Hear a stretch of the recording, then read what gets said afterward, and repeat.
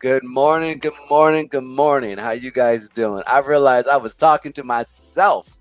What's in there? I'm still getting used to StreamYard, so forgive me for talking to myself.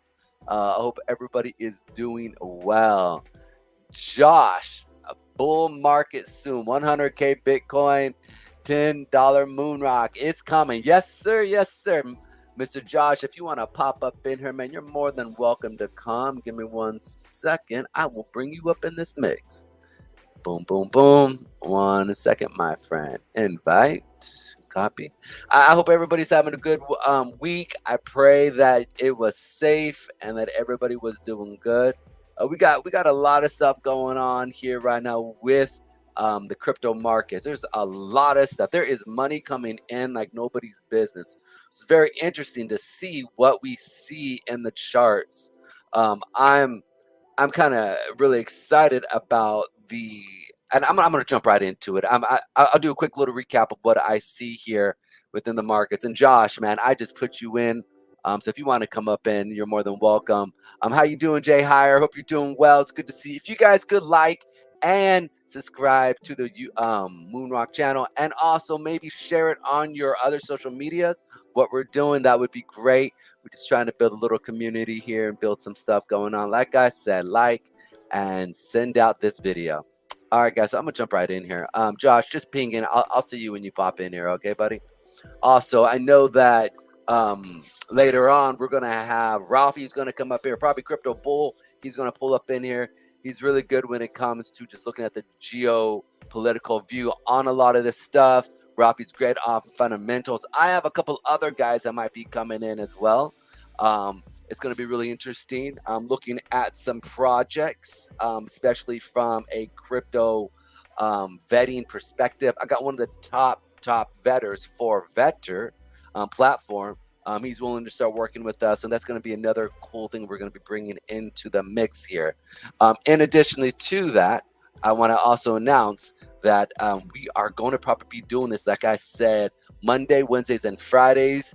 Mondays will be just a little what we see coming up. Wednesday be a quick little check-in. Also, any major news events that are going to be coming out, like Fed speaking, like the Fed speaking or FOMC, we'll probably do a live cast of it, see what's going on within the markets, and find out and play the basically play the movement of the markets as well. So just little stuff to let you guys know what's going to be coming down the road. Also, let me know if the music is loud or not loud enough. I got a little lo-fi playing in the background, and so just let me know what's up. All right, so let's just jump right in here. As you guys can see here, we're actually doing a little pip stop right here at this mark right here, and I look at this, and just by simply just going through the technicians of it. It seems like a fairly good area, but we'll see what happens. It all depends on if the market wants to continue. Okay.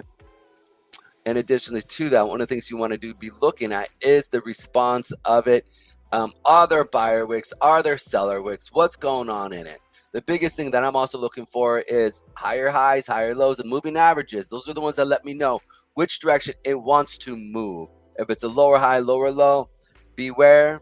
You know what I'm saying? That's when you want to. That's when you want to go. Like I said, here we got lower highs and lower lows. We got SMA trending. You want to go short, but now we're starting to see a little bit of trace, a little reversal up this little slippy slide here. So one of the things you guys want to be paying attention to, okay, guys? In addition to that, also be paying attention to the levels. Levels are real important, especially when it comes into day trading, because it's how the institutions kind of get from one zone to another zone by making money. And I always let everybody know, pay attention to those small details. Those are always really important. One of the things I always try to tell people, and this is one of the things I really like to do for myself, I like to pick an SMA, and this is just a tad bit little, I don't know, I'm gonna call it a day trading. I don't call it a secret, but something you can do. I'm a rule-based trader. I look at all my technicals by basically through percentages. So, I'm not a fundamentalist guy. I didn't go to school for that. My real skill set is just looking at the charts. I've been doing it for about 20 years. And 2006 is when I first kind of really got started. So what is that? I've been doing this. It's 2020, so that's 4 years. So about 16 years here.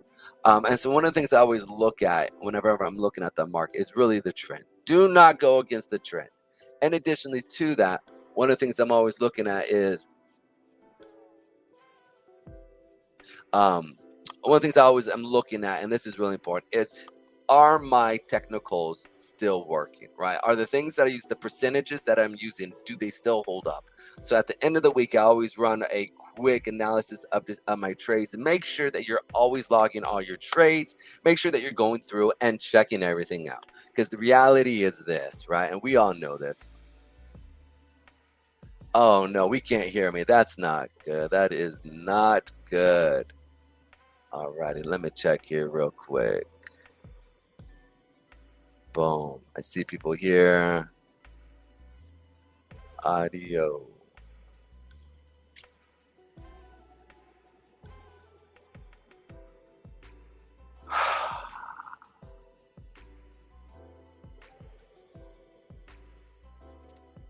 There we go. You guys should be able to hear me now. Can you guys hear me now? Boom. I can hear you on the YouTube side. Alrighty. All right, guys. Well, it looks like that you can hear me now. All right, excellent. Okay, so I was just told that we do have audio on both ends. There is a nice, that is good. That is good. All right. So one of the things that I'm always looking at is I'm looking to make sure that my percentages. And so I'm gonna give you guys a quick little heads up so you can sit there. All right. So I typically use the 8 moving average. All right. And I have parameters or rules that I have placed on the 8 moving average that lets me know certain movement. So one of the rules that you can base is basically say when the market comes up above the 8 moving average and we are trending, you can sit there and say, on the second hit of the 8 moving average, which would be right here, you would want to go long, right? And then you would place a stop loss at a certain junction point. Let's say you have your stop loss underneath the 8 moving average right here. And so when it basically comes back and turns around, right now you want to look at your risk to reward. So your risk to reward is you would look left and you would see how far it could go. So if your risk to reward, and typically I try to use a 3 to 1, a 2 to 1, 3 to 1 to make sure I get my risk off as soon as possible. And then let the other contract or other stock run to the point where I want it to go. So those are some of the ways that I use to actually build and obviously there are many, many more rules that I use. I have about 50, actually I have about probably about 120 rules that I look at before I get into a trade. There's a lot of other accentuating other time frames, other things that I'm looking at on a market before I get into a trade. I want them all to line up.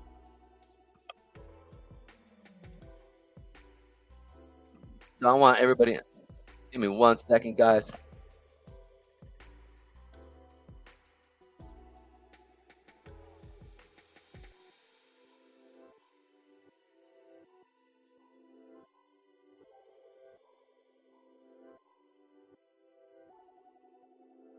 Sorry about that. All right, here we go.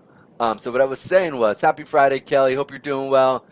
You're welcome for the updates. I just want to give you guys that, but we're probably going to be here for a couple hours.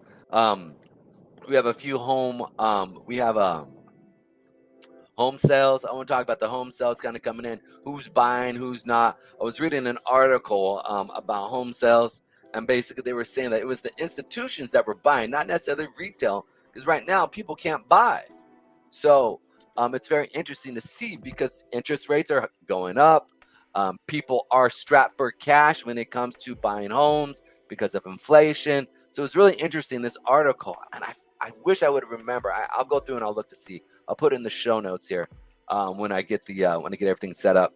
But yeah, it's one of those things that I'm wondering who's buying these houses, because one of the things that we're seeing here is really just an interesting thing.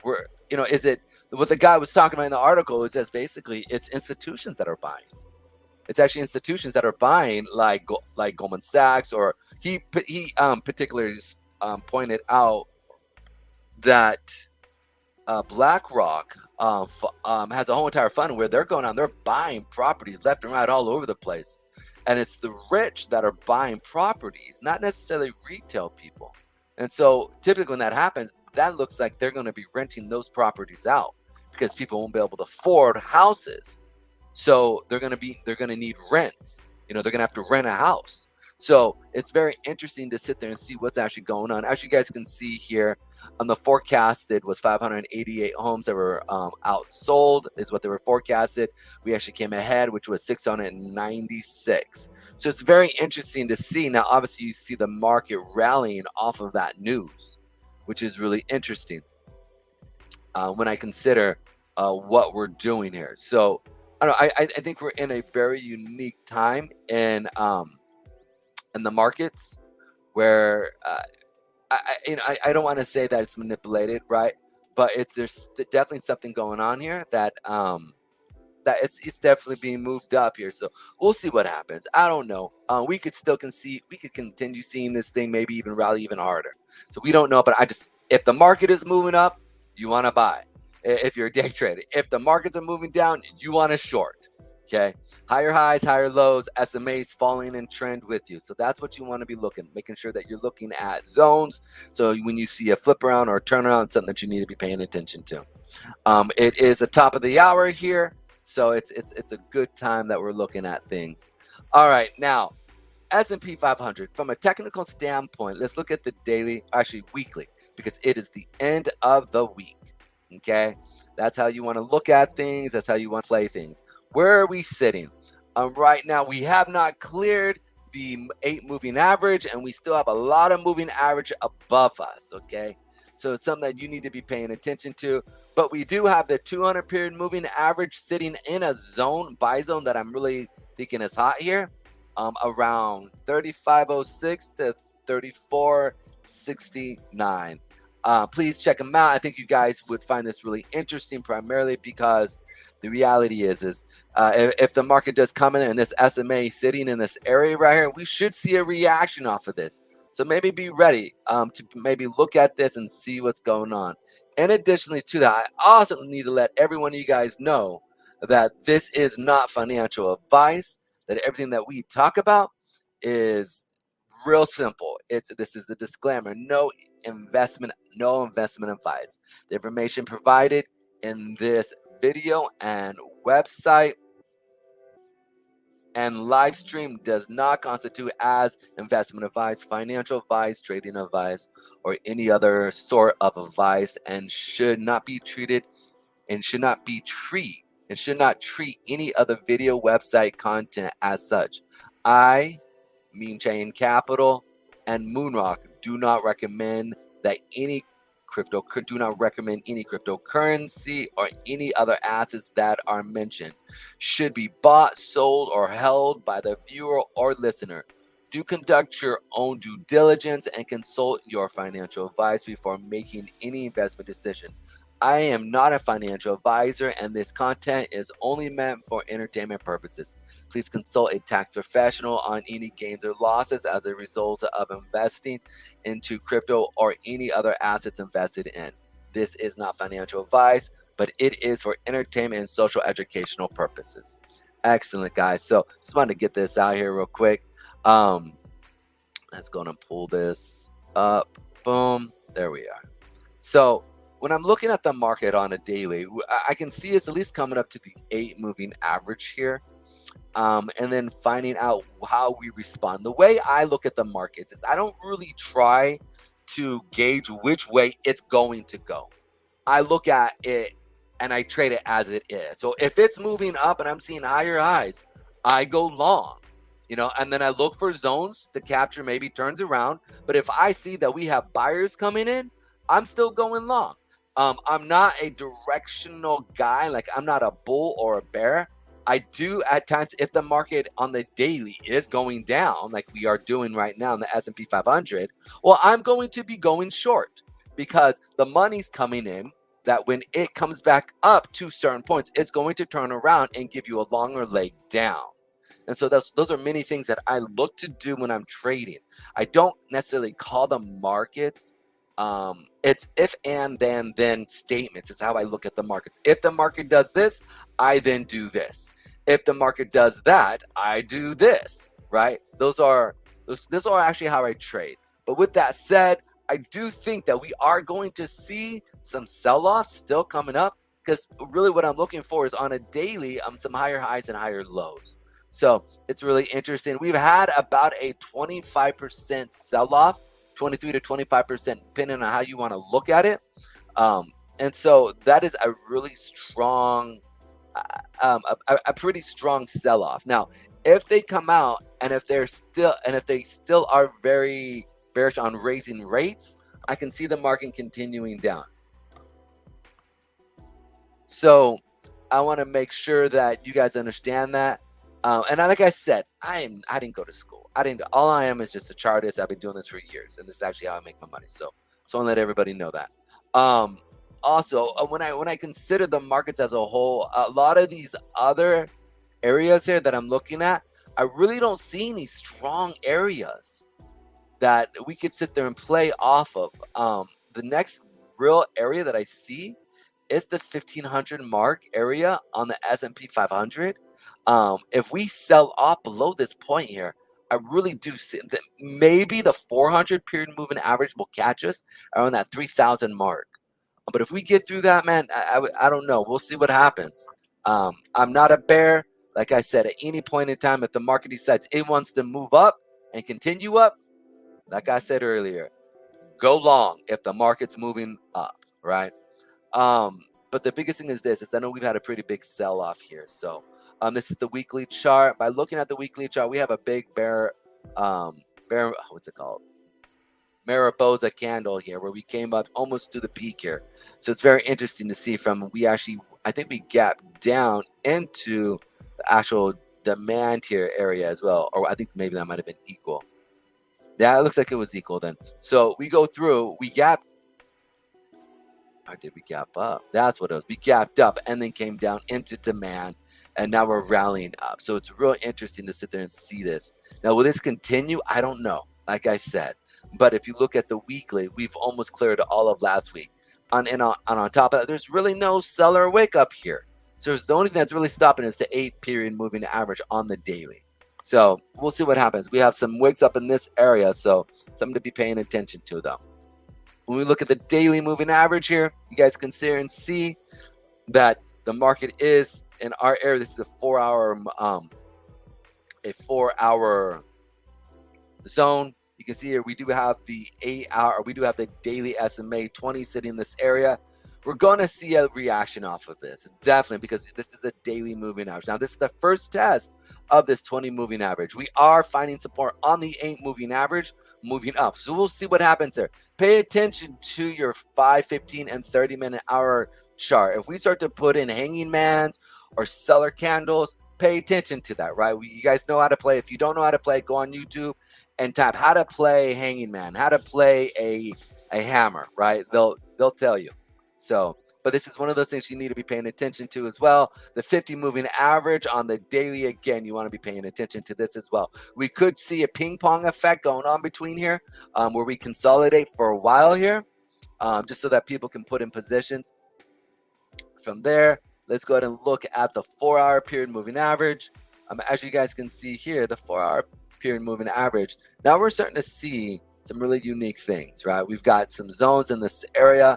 And the 4-hour, as you guys can see, we've got a congestion of some moving average, and they're a higher time frame. So somebody paying attention. Like I said, we know that on the day we have the 20 moving average sitting in this area, and we have the 50 in this area here on the daily. So on the 4-hour, you have your 200 period moving average. So something to be paying attention. We all know how important the 200 period moving average is on any time frame. We always see some type of reaction on that point. So we need to make sure that when we're looking at the markets, if you start to see some turning around, also coming up to it, we don't really see a lot of buyers stepping in. We don't see any buyer wicks. We see actually more seller wicks kicking in, so something to be paying attention. If we see a turnaround here, it's something that you need to pay attention to.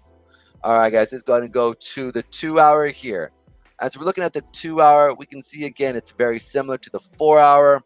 But what are we noticing? Higher highs, higher lows, and we're seeing the 200 period as we're about to bounce off of this. So something to be paying attention to again.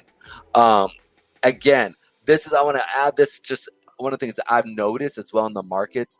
The markets you want to be paying attention to the volumes. If we're seeing the markets rallying up, but we see less volume than we do when volume is going down, well, that's an indication right there. So something to be paying attention to, right? It's something that I look to do.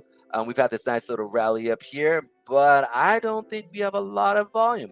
But I could be wrong. Maybe my eyes are deceiving me. I don't know. Let's go ahead and just broaden this out just a little bit more. As you guys can see, sell off, a lot of volume, buying back, low volume, sell off, larger amount of volume. I'm just saying, pay attention. The market is speaking to you. You just got to listen and do. Shema, Shema, listen and do. All right, next. Sorry about that.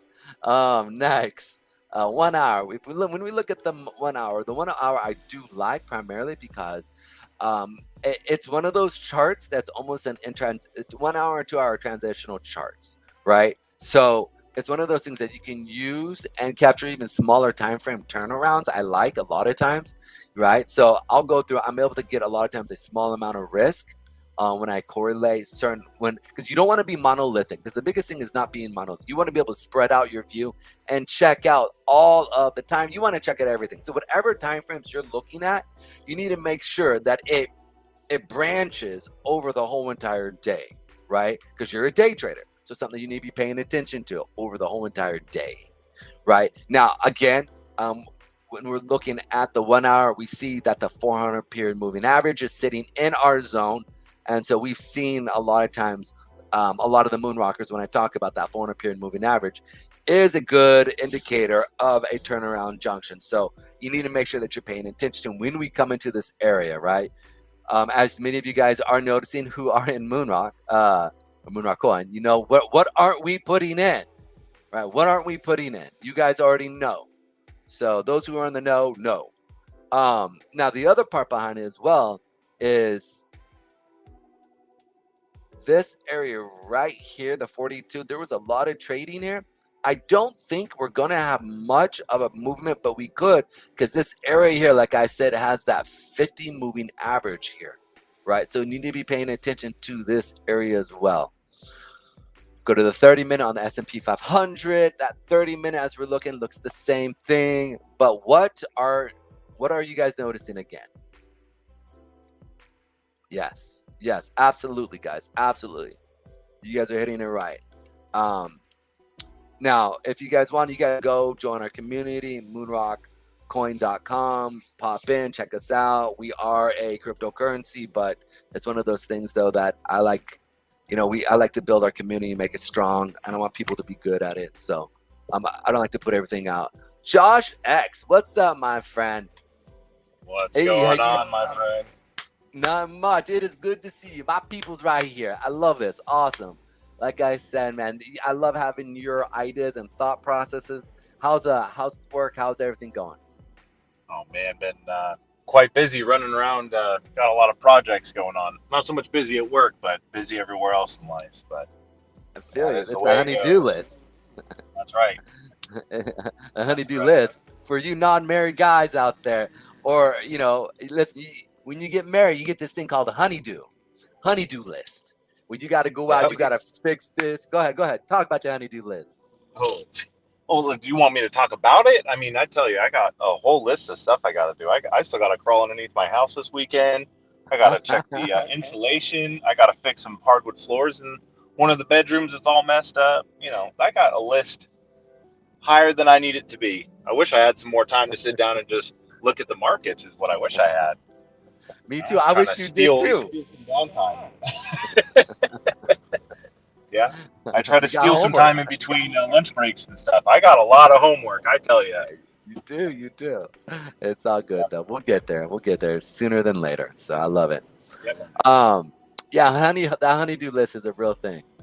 It's a real thing, and it never goes away. It's permanent. Never. It's permanent. It's chronic. Yeah. But it's a good thing because as long as you got a honeydew list, that means you're doing something right. Because as soon as she That's stops right. asking you to do something, hey, y'all need. Hey, I'll put it like Sure. this: if your wife is not asking you to do things, or your girl's not asking you to do things, mm, warning signs. Danger, Will Yeah. Robinson. Danger, danger. Anyways, enough with the marriage advice. I'm not even married. I'm giving marriage advice. This is crazy. But I've seen enough divorces and with all my friends to sit there and go, hmm, pay Yep. attention. You know, That's right. Yeah. so yeah, that's a real thing. That is a very real thing.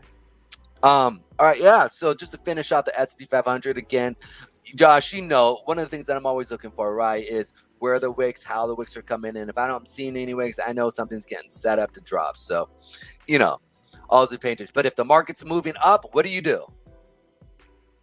You go long is what you do. You That's follow the exactly what you market. do.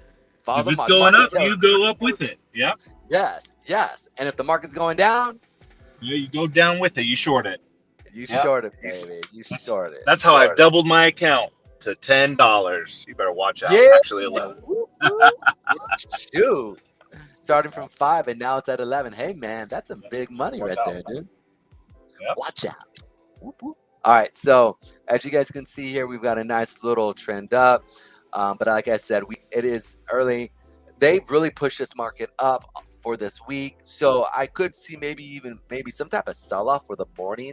I mean, from the morning to after the morning session, East Coast time, maybe around 12, we could see a turnaround and see some type of accelerate put in on the daily. So make sure you're paying attention to that, guys. I don't want you to keep going long and then give away your hard-earned profits. That's one of the things I hate seeing is when somebody is trading and then they let it all go.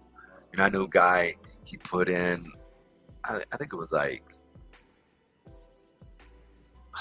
what was it? I think it was like $40 or $50 in one trade, literally, and it went to 10,000. It was a cryptocurrency, but it went to almost like 10,000, 15,000, and I was just like, wow. And he'd already lost half of it, and I said, "What are you doing?" I go, "We're in a down market. Why are you?" This was a few months ago. I said, "You need to get out of that. You need to get out of that position and at least recover 90% of that." And if anything, obviously you can't short a coin or a token, but I told him, I said, listen, man, take that money and just be ready. So when the market drops, get ready to DCA and in on your position. So it's really nice. It's like, all right, and that's what he did. It was really smart. Right here, we look at the 15 minute. 15 minutes doing real simple. It's just following the ASMA. It's probably going to continue up into this area here. If I were you, I'd be looking to make sure if you do decide to get in on this trade here, make sure that you get in on if you're going to go long, get in on a red candle. Don't go long on a green candle unless you know that it's going to move. I always look to get in on a bounce off of some type of SMA if I'm going long. It's one way you can actually secure that you're going to make some money. Boom, that's it in a nutshell. Now let's go check out the NASDAQ. Now, NASDAQ is really interesting. Just simply because it's one of those things that, let's try the NQ here real quick. Futures. Oh, no, here we go. Where is it? Futures. Apologize about that, my friends. Boom. And we're gonna add this. I thought I had added this already. Add symbol. NQ. Are you giving away your trade secrets right now? Oh, no, definitely not no trade secrets. I mean, you could get some stuff here, but it's not. You're not gonna get much here. I mean, it's taken me years to sit there and analyze it. But as you guys can see here, is as we're looking at the weekly, starting off at the weekly because it's the end of the week. It's the end of the week. Sorry. It was funny. I started saying that to one of the kids at my church. It's the end of the week, and you know what song I'm referring to, right? Snoop Dogg's, and And we're going back and forth, and they didn't catch it. They were like, what are you talking about? And I'm like, oh my goodness, I'm old. I'm now Yep. old. Like, you're the old guy singing songs, saying things, and they're like, what? Like, what are you talking about? And I'm like, well, that's just how it is. So You just got to stay yeah, up on current times. You got to sing current songs that I don't really know, so I can give you a reference. I don't got Like, time that's for what that you though. do. That's not a problem. I feel you. I don't have any time for anything either. This is. I need to. I need to like find a life hack to get another like 7 to 8 hours out of my day, You and know then what? I'll be good. I figured out a way you can do that. I actually just figured out a way. Just quit your job. You're good. That's it, man. If I told you I haven't thought about that, I'd be lying. It's crossed my mind. I'm like, hey, I could just quit my job and just focus, but man, if I'm wrong, I'm wrecked. Yeah, yeah. It's always good to have something else. But I know you got like 2 or 3 streams of income coming in, working on that fourth stream of income. So Yep. it's one of those things that we're all in that boat right now, right? Where we got to work for a living. Mine is trading, and that's it. But there's going to come a point in time when crypto markets are going to turn around, and the DCAing on the crypto markets, I think, is so smart. People, I feel like it's one of those things that it's probably one of the most underestimated thoughts you could do in the market. It's the DCA and dollar cost averaging down as the market's moving, as they put in new legs. It's a good place to go. Now, let's go ahead and look at the NASDAQ here real quick. As you see that we are putting higher or lower highs, lower lows, lower highs, lower highs, lower lows, then another lower low, and then we're going to put in probably another lower high here. All depends on what's going to happen in the markets. But one of the things I want to point out, though, is in the weekly that we did put in no seller wick here. So one of the things that we can sit here and see is this area in this place. I would definitely be more bearish in this area just as a zone. And in particular, right up in this area as well. Now, granted, these areas here I have not checked. So my coach, Chris Koopman, on Easy Money 2050 on Twitter, don't yell at me if he comes on. He's going to be coming on these shows here. So he's a yeller. He's definitely a coach. So if you start messing up, he's going to chew you up and spit you out, and then encourage you to get back up and get going again. But so if he comes on, you better not yell at me because I just am checking this out. He'd be like, "You should have done your homework, kid." But as you can see here, man, we coming up into these certain areas here.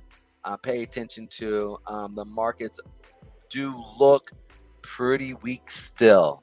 So I would still be more bearish. Obviously, when the week is moving up, you go long. So that's what you do.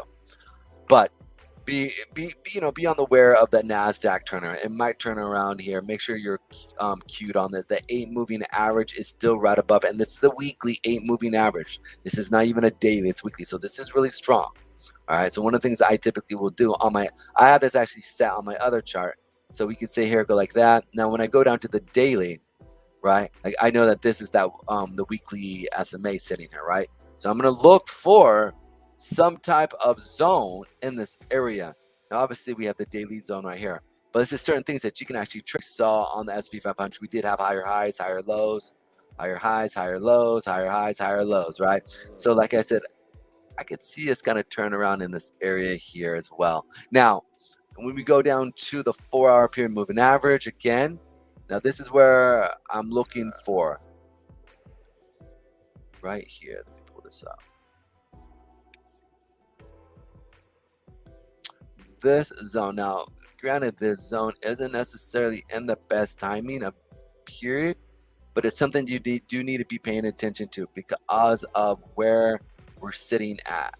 I can see it's coming up into this area here and then turning around. So this is something you need to be paying attention on the NASDAQ. Just this range between 37 or 12,370 to 12,330. Just make sure you're paying attention to this area. And just, because like I said, this is the weekly SMA area. The 17 from the 12,174 to the 12 370. These are, just I could see us joining back around here. In addition to that, we go down to the 2 hour period here. Again, these are some of the zones you could be paying attention to. Everything still looks the same. As you can see here, though, we are seeing some type of hanging man coming up here. And I don't think these are shooting stars, I think is what they're called. Look at that. Shooting stars, I think that's what they're called. I think we see a shooting star kicking in right here off the 400 period moving average. And we could be seeing a turnaround. So something just to be mindful of and engaging what we're seeing. Okay. 1 hour, as you see right here. Again, we're hitting certain areas. It looks the same no matter where we go. Now, when we go to the Dow Jones, right, the Dow Jones is one of those things that is really interesting. And the reason why I say it's interesting is when we look at the daily, okay, we have a much higher run up on this leg here if we do decide to come up into these areas. I feel like that it's much higher of the retracement on the Dow Jones. Now, and granted, it is the top 50 period moving average, or excuse me, top 50 companies in the whole entire country of the United States. So it's something that you need to be mindful of, because the reality is if this thing starts to push up even further and starts to clear these SMAs up here on the daily, and just want to point out that we haven't gone above any major moving averages except for what we see here. It's one of those things that give me 1 second. Where is it? Now, Josh, what are you working on right now, my friend? An old Mercedes. I'm making sure it's not going to fall apart, so I'm on a little mini test drive at the moment. So I figured I'd hop on and say hi and be some commentary if you needed commentary. Thank you, my friend. I appreciate that. I do. I am. Here we Love go. hopping up on here. It's a good time.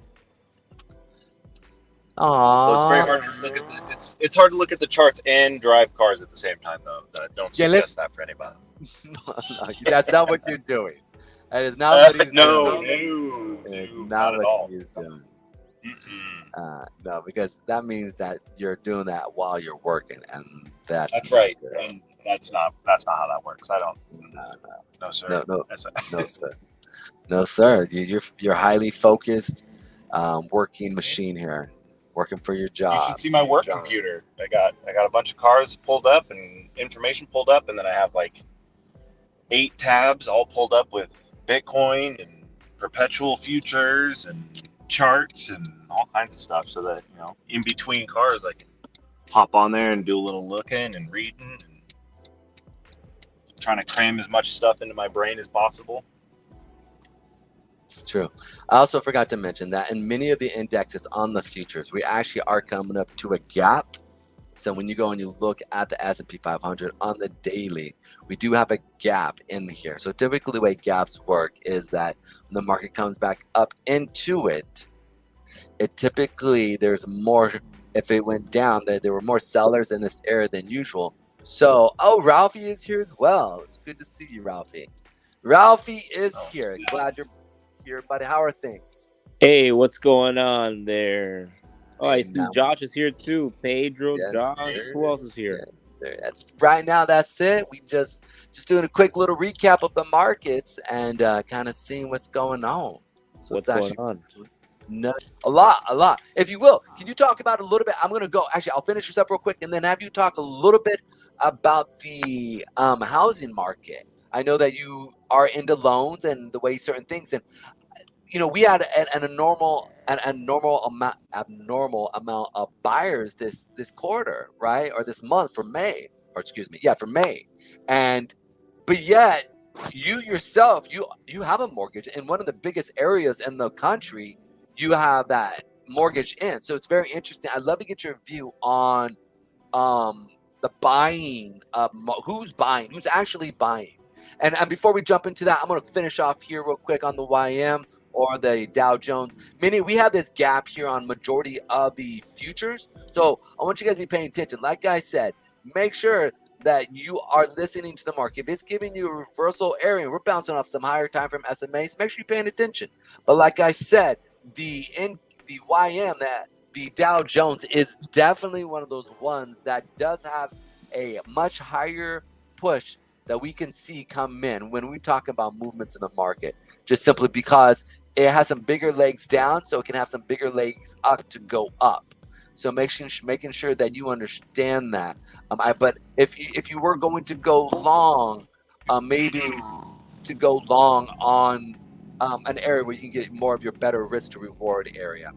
So I'm gonna real quick. I have not touched crypto yet, but I just want to give a quick little synopsis of what we see within the markets, traditional markets. I'm gonna let you take it away, Ralph, if you don't mind. So, what do you want me to talk about? No, I want you to talk about the real estate markets. Yeah, so, I noticed. Yeah, I noticed the numbers that new home sales actually rose, but and I think the reason for that is that buyers are now like scrambling, and there are a lot of buyers that were taking their time. They're like, "Oh yeah, I'm just gonna take my time as I look for my house, trying to make negotiations, etc., etc." They weren't as aggressive, right? Because house prices were high. But now they have two things in combination going against them. The cost for the house is still high, and the rate for the loan is doubled. So they are, right now, like in this situation, and by they I mean buyers. They're like, maybe I shouldn't have waited that long. We got to close on a deal now.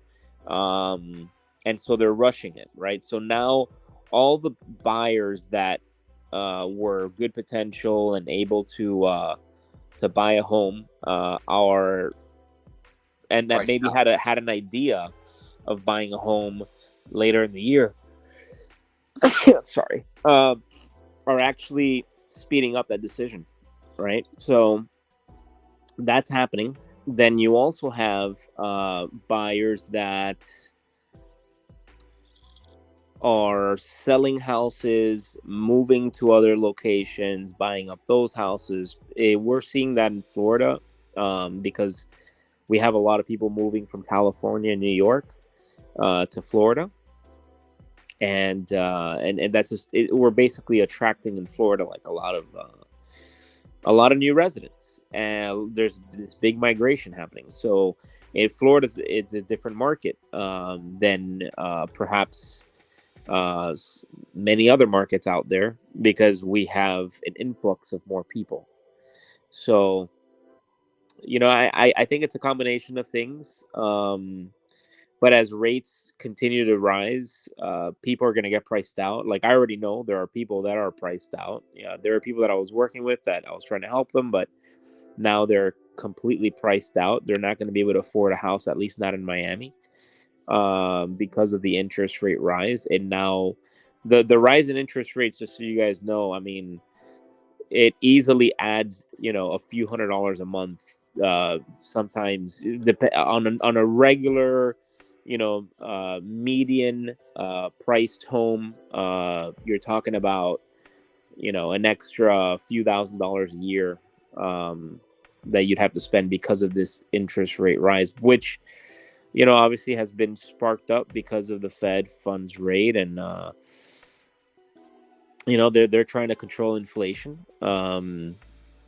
and hopefully they do get it right. I don't believe in them, as you guys have heard in the past when I talk about it. I think that what they're doing, they're making a mistake, but it is what it is. Yeah, it's one of those things that it's complicated, man. I would not want to be in Powell's shoes, that's for sure. It's a hard thing. I mean, to sit there and try to, because he has other people that he's got to make happy, right? And those are the uber wealthy, right? Well, and I mean, he's forced to do something. He's got a tool in his toolbox, his interest rates. He's trying to do something, right? But now it's like everyone is putting all the lawmakers and everyone is putting the pressure on him, when what they should be doing is putting the pressure on themselves and getting other things done to alleviate some of the issues that are going on. Like, for example, let's create some more incentives for the oil companies to drill more oil so we can meet demand and lower the price. But nobody wants to go on that, right? Because these politicians want to stay politically correct within their lines of staying green. But I mean, I want to stay green too and help the environment, but at this point in time, we're gonna do more harm than good by doing that, just because there are gonna be people that suffer from job losses, from decline in businesses going bankrupt, which, by the way, there's retailers. I don't know if you guys have read headlines or articles on this, but there are retailers right now that are filing for bankruptcy. Retail banks is what you're saying, correct? No, retailers as in goods and products. Like, for example, there's this one product line named Revlon. I think that they make like women's hair dye and I guess paint for nails and a bunch of stuff. I don't know. I'm not really.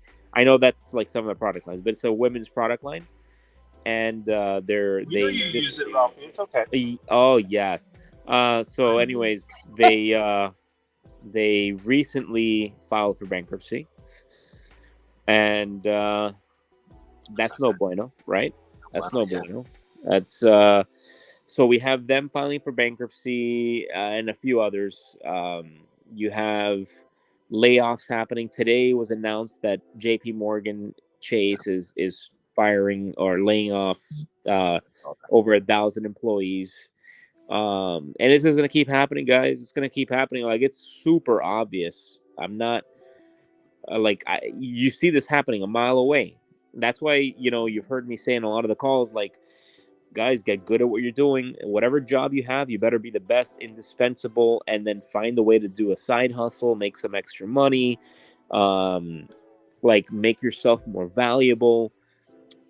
Go out there and make a name for yourself in something. But right now is a very cautious time for a lot of people, man. I'm really concerned with how things are going. But in the housing market, showing those numbers like that, it's not a true depiction of where things are at. It's just a depiction of people scrambling. It's people acting, I think, on a lot of emotion, because people are thinking to themselves, wait, what if the Fed is wrong? What if the government's wrong? What if the houses continue to go up in value? And at the same time, they're choking us out with these higher interest rates. At the end of the day, who's the primary people that are buying? I mean, when I say buying, I mean, let's just say right now, right? Because they're still seeing buyers step in, right? They're saying that we still have buyers coming in, but I mean, is it really millennials? Retail? Is it retail that's buying, or are we talking?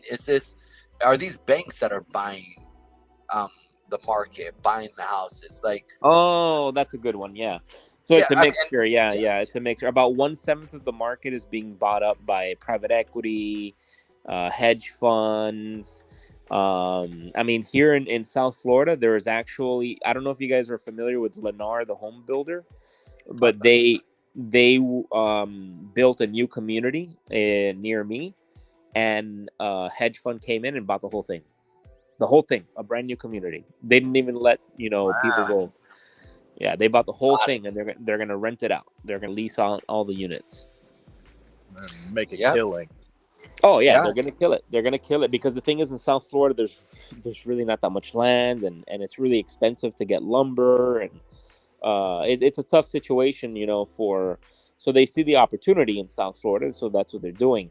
So now you have that housing, that residential being bought up real quick, which means that there's a limited amount of supply for those retail, the regular people that want to buy a house for themselves, become a homeowner, which means that now they have to go out and be even quicker, and they're spooked. Um, so there's definitely a higher demand. At the end, there's a higher demand, and the Fed thinks, oh, by raising rates, we are going to slow down that demand. That would make sense if people, were patient and used that type of financial sense. But as you all know, most people don't have any financial sense or very little financial sense, and do act on a lot of emotion, especially when it comes to their house. And so the Fed is, I think, personally making a mistake by raising the rates to try to slow down housing. Because you know what else is doing what they're doing right now is that they're the raising the rates is also impacting the working capital, short term and long term loans that these builders are able to get. And now that builders are saying, wait, so now my loans are costing me more money, the lumber is costing me more money, the workers cost me more money, and the land is costing me more money. Why am I going to build more houses? I'm just going to wait for a crash, since everybody's talking about a recession. Now those builders are building less homes. So now there's less homes in the market. There's less supply with the same demand or increasing demand because people are freaking out. And so I just don't see the price of homes coming down any soon. And Powell said he's not going to stop raising rates until home sales come down.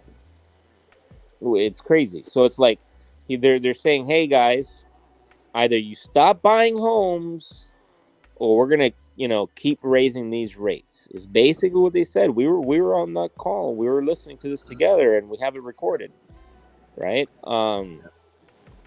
It's a weird situation, man. I really don't think they know what they're doing. They're just making it up on the fly. That's what it is. You know that's what they're doing. Really They absolutely. These are people with special little letters to the right of their name, right? MBA this, PhD that, other acronyms and stuff like that next to their name. Yet they've been making back-to-back bad decisions, which have led us to the position that we're in right now. And yet people keep trusting them, and people keep voting for them, and people. I have no understanding as to how we could do that. But then again, why do we keep drinking a Slurpee, right, when we go to the movies or when we go to 7-Eleven or whatever, that causes us a brain freeze, and then keep drinking that same Slurpee over and over again, keep getting the same brain freeze? Why? Because we're masochists. We like it, don't we, guys? Love the abuse. Well, I'll put it like this. It isn't like, so many of these guys, obviously, I'm not saying that they're not brilliant and intelligent people. Like, I don't want to play the other side here, right? But I think the market is so complex now. It's not like in the 1900s or 1700s, 1800s, right? When Adam Smith wrote The Wealth of Nations, right? Like, we're not at that point where in life where we can sit there. It's these guys are looking not just from us, but also globally, right? Like, what we do affects the global markets. I mean, we saw that back in 2008, right? Now, will it have as much as effect as it is? I don't know. I mean, but I'll tell you, if you look at the PGJ, which is the Dragon, where are we at right here? I was just looking at it earlier. Give me 1 second. Gentlemen, I hate to interrupt, but I need to step off. I have a meeting to get to. I appreciate the time, and thanks for the invite. I will be more than happy to hop on anytime. Just let me know. Y'all be easy. I'll speak to you guys later. You too, man. I'll talk to you soon, my brother. Here we go, PGJ. Man, look at this thing. Thank you, Josh. Thank you, Josh, for coming in. Man, you are amazing as always. Now, I want to point this out because this is really interesting on a technical standpoint. Let me pull this up here real quick. If you look at from a technical standpoint, right, what are we noticing here? Right, we're noticing some strong, in the last few months, we've been noticing China's moving up here, right? we noticed that they're getting stronger, and they've already come to the 8 moving average. They bounced off the 200 period moving average here on the PGJ, which is their it's like our S&P 500, but it's like the spider's form. So the spider SPY is the ETF. We're able to gauge what's actually going on, and they trade on a very technical stand. Like their economy, if you were to trade it like as a technical standpoint, you could actually do very well. And if you see here real quick, like they're already starting to show some type of recovery. And so part of me, I sit there and I'm like, yeah, we're still kind of going down. We're seeing some major movements down. So I don't know. I sit there and I look at this and I just wonder, like, is this have something to affect? You know, is Powell trying to affect and mess with other nations in regards to some of his fiscal policies? What are your thoughts? That's an interesting one. I don't know, man. Is he trying to affect other nations' policies by doing that? Is he? I don't know. I don't think that's what he's trying to do. Because how would it make any sense? I'm just wondering, how would it make sense that raising the interest rate would hurt other nations and benefit us right now? So if Powell is a globalist, which he's been, right, that we've been known that he is doing what he's doing, right? Like he is. I don't know. I just think it's helping China, not hurting China. Yeah, this is what I'm trying to say. What I'm saying is I think that they're selling us to China, and you guys can think about me whatever you want. You can probably think that I'm a conspiracy theorist or whatever, which, by the way, I wasn't until, things start to make sense. But, I mean, are we being sold off to China? I mean, possibly. Because what we should have been doing is building more in the United States, manufacturing more in the United States, drilling the oil, doing all these things, making ourselves independent. We were going through an industrial revolution. For those of you guys that don't know, we were literally going through the 50s in the US. Basically, this time where people are buying homes, things are coming together for a lot of people. We had COVID, but I mean, people are getting good careers, the careers they want, fulfilling things in their lives that they want. Like, you're seeing this more and more. And that's why at the same time, you're seeing people that are seemingly, you'll hear a lot of people talk about how this generation is getting too weak. And that happens when you're having good times. When there's good times, they grow weak. Well, I mean, it does create weaker men. When you have harder times, you end up having stronger people. Let me not just say men, but people overall. Yeah. Right. And mankind. It's almost like they're pushing us, to this point where we are having to be forced to go through a struggle. I mean, it's all artificial. It's all artificial, man. The markets have been artificial. I mean, let's. So the reason why I like to go over this stuff is so that, because I am a crypto analyst, and as we get more and more into where we're going to go in the few years, you're going to see that crypto is going to be a major influence within the fundamental analysis and really the technical, because it is a technical market in general. It's something to pay attention to, because you need to make sure that a lot of the cryptocurrencies right now are starting to become very correlated to the NASDAQ, right? You can put the NASDAQ in connection. So, and then what kind of controls the NASDAQ, the S&P 500, and the Dow Jones? So it's one of those things that we need to make sure we're paying attention to. But like you said, in that aspect of China, and the reason I want to bring China up in certain things is, even though that they're not, air quote, pro crypto, yet They are the second node distribution of I can even say that right. Of Bitcoin. Like they go through and they mine it. They go through many of their constituents. A lot of the people in their nation are still mining Bitcoin, even though they have a very heavy hand. So it's very interesting to sit there and say, and they have the power to be able to find out who's doing it. You know, what I mean, they are very technologically advanced. You know, they're probably one of the ones who are probably most advanced in AI and quantum computing. The stuff that they have going on is ridiculous. They spend literally trillions of dollars a year on quantum computing and AI manipulation, or excuse me, AI development. You see what I did there? And so it's just, I think it's what's interesting because as I'm looking at the markets as a whole, I think they're the ones who accumulate because they see the influence of if they can crash the American markets and then buy in on the cheap and accumulate a lot of the wealth from Bitcoin and a lot of these other cryptocurrencies, they will in essence rule the world and do what basically Nathan Rothschild did on the battle of Waterloo with France and with England. I think this is what they're doing, and I think it's brilliant from an actual like strategic view. I don't know. I know I'm kind of going crazy here. What are your thoughts on that?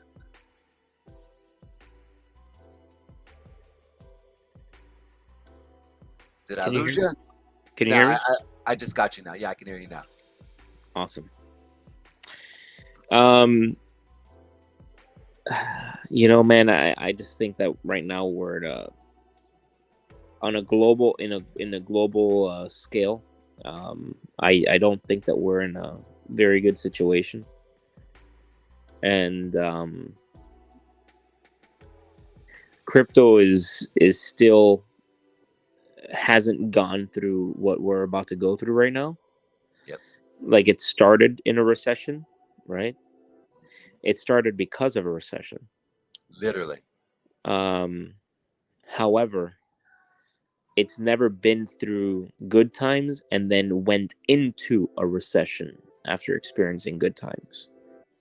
So now we're about to see how this pans out.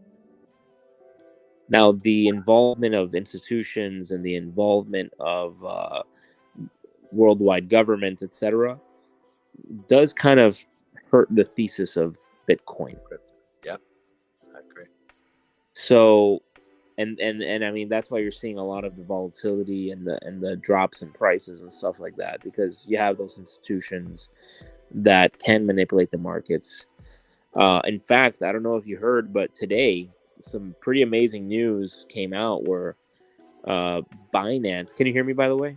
Yeah, we can hear you. You're perfect. So, I can hear you. Binance has launched an institutional platform that Yes. connects hedge funds, family offices, high net worth individuals, crypto miners, etc., into one place where they're allowing them to get access to liquidity, broker programs, asset management and custody, execution, OTC services, everything, right?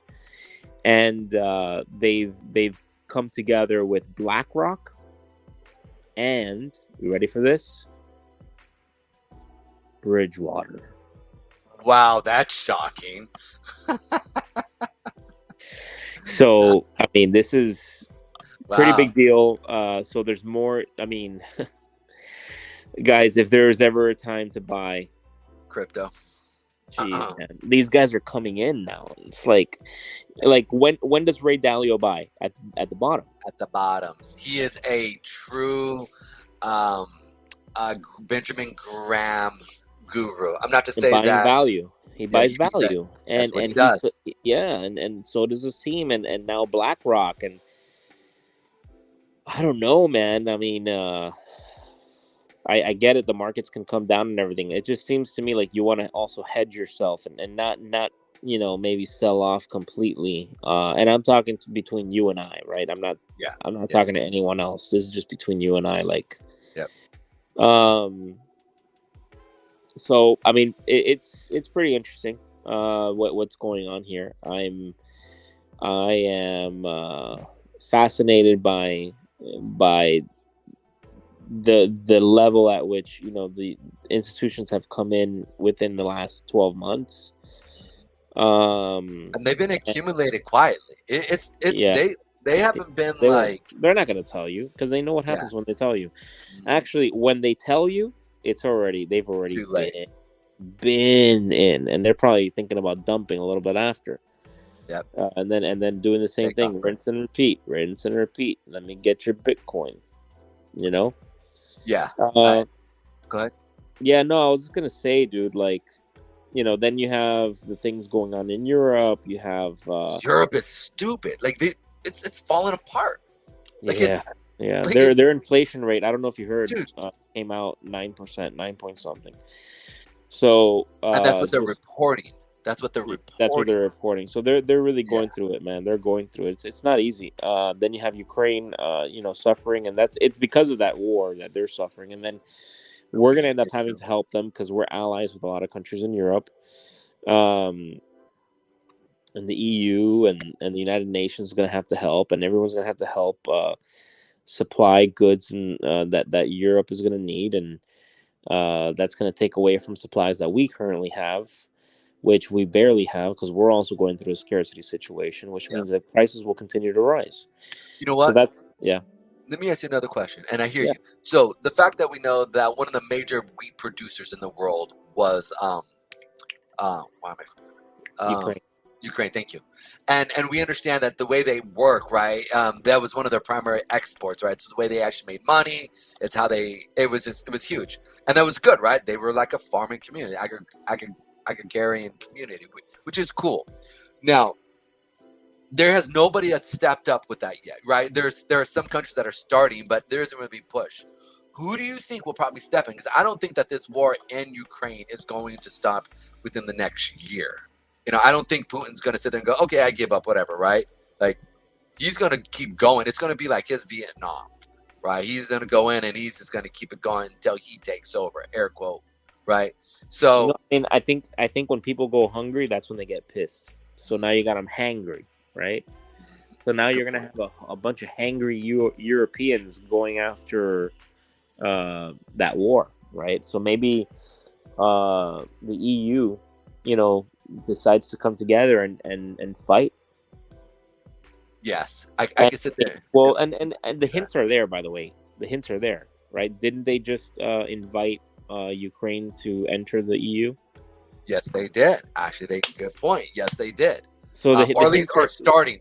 They yeah, I mean it's starting, but they're gonna push that application through. Like like come on. Because people are hungry. I think that's what's gonna happen, man. People are gonna get and it's just gonna get worse and worse. And it's gonna impact us again because of trade agreements that we have with Europeans, and then we might have to go to war too. And I actually I don't know if you've done this yet, but I went to Costco and they have these big bales of food that can last like 40 years. Okay. It's emergency food, and within these bales you get like 30 days worth of food per person. Oh, wow. It's dried foods and stuff like that, kind of similar to what the stuff that we ate in the military. Yep. But not the best tasting. Not the best tasting, but I mean, but I bought some just in case, Yeah. You just never know. And plus, it's always good to have these things when I live in Florida, so hurricanes can come, and I've seen what it's like when there's no supermarket, no fuel, no nothing, like in modern times, right? Like when a hurricane comes and really starts destroying things, like, and there's nothing, no ice, you can't even drink the water from the tap because of the contamination in the water. Like nothing. I've seen it. I've seen chaos. That stuff happens. So it's always good to have that backup, but especially if there is some sort of issue with the food supply. It's always good to have that as well. Well, I want to bring this up because it's really important. So when we're looking at the markets as a whole, right, and we're sitting there and we're seeing, our cryptocurrency go down. And as we're looking at it, right? And then now our money's being eaten up. I mean, just for example, let's look at Bitcoin here right now. Now we had like I said, remember this was the area here that I was calling between 20,000 here. You know, I pointed out like the 13 or 2,300, and then the 20,000 to 1,700. If we sell off through this area here, because the actual markets themselves actually start selling off, right? Again, we start seeing the Nasdaq start to sell off. We're seeing a lot of these other ones. What do you think the price of food? Do you think that we're going to see an increase in price of food? Dude, I already see it. I mean, and the dollar. I want to correlate this real quick. Yeah. Let me put this out. So in soon, we'll see that maybe the dollar go maybe up or go down. But our dollar isn't buying as much as we need, right? Yet we have we have Bitcoin that's dropping. Can you see food distributors starting to take Bitcoin? And I mean, they're already starting to do it. There's already merchants that are doing the deals with them. It's already happening. Mm-hmm. At least in Miami. I don't know about everywhere else, but it's already happening. And there's like a bunch of new merchant service providers getting into the crypto space for merchants, and you're gonna see it in the next couple of years. Everyone's gonna be accepting it. But what the thing that does concern me about the whole food thing is like what I was mentioning right now is that I'm on a diet right now, so I'm eating more at home. I used to eat out a lot, and now I'm cooking at home, right? So that means I'm going out and I'm buying the chicken, I'm buying the meat and all that, and I'm looking at these prices. And the last time I was doing this was probably sometime around November of last year. That like I was also, buying, the groceries and like checking the prices, right? Because I was buying lean chicken, all these things. Now I remember the prices from before and the prices to now, and they've doubled, man. They've literally doubled. I used to buy at Costco, like there's a 10 chicken breast pack, organic chicken breast for $25 to $27 a pack, and now they're about $45 to $48. So, that's a big deal. Then everything else too. It's like, I remember pasta, when you would go to like Publix or Winn-Dixie or any of these places, pasta used to be something that you could buy a box, a regular box for like 99 cents, and in my area now it's like $2.50. Wow. So you start seeing things like that going up in value, and while it might not hurt me, I'm thinking, okay, what about when I was coming up in the world, right? When I was Ralphie in college, when I just got out of college. Hold on. Yep. Like, that's the other thing. Like, when you just get out of college, right, and you're trying to make it, you're trying to find something where it's going to move, right? Like, that's one of the things that we don't think about, right? Is that when the markets start to move right up, it's great, right? We don't think about it, especially when you just come right out of college. You're pushing it, you're doing everything that you're doing. But if you come out of college in a recession, like the people who got out of college around 2006, 7, 8, 9, right? Like those were some hard years, right? But I mean, I got out of the military in 2011, and it was hard, bro. I was applying for jobs everywhere, and I couldn't find not one job. That's what pushed me to entrepreneurship, to be honest with you. If it wasn't for that, I wouldn't have started a business. I had to start a business in order to, finally go out there and make money. Because there was like no money to be made back in 2011. It was a tough time. No, I agree. Actually, I'm gonna drop in here real quick I'm gonna copy here into the chat here for you guys. This is basically a commodities. It has everything from soup to nuts, when it comes to any type of commodity out there. indexes, livestock. It literally has all the metals, the industries. Like it goes through nickel, palladium. It goes into feeder cattle, lean hogs, beef, poultry, and I want to bring this up because it's one of those things that I personally use as something to go look at, and it gives a quick little. It's not going to go in to give you candles, but it is going to give you some form of just an understanding of where the markets are heading at. Oh, Ralphie, you still here? Can you hear me? I'm here. Yeah. All right. Now I'm gonna jump in real quick. So I'm gonna post you guys out that. Now I want to go into real quick. Maybe some charts on Crow, BNB real quick. While we're still talking about this, because I think these are good. I think Crow is a good thing to kind of look at. We know that they're doing well in regards to making a lot of partnerships. They've done a lot of analysis by basically buying in at certain junction points of other cryptocurrencies. And they're also, I think they're a pretty well-run company. And right now, I feel like they're at a pretty good low that we're seeing right now. And like, again, this is not financial advice, but I think from a view of something that would be a good thing to look at, I think it would be smart for us to maybe even look at this. It's just Crow within itself. We are seeing a good sell-off, and in additionally to that, for the last few weeks, we've been putting in. As you guys notice, I'm always talking about the wicks and stuff like that. We don't have much of any stops from on the monthly, weekly, and daily until we see about the 50 mark, right? And so when I'm looking at this as an overall in general.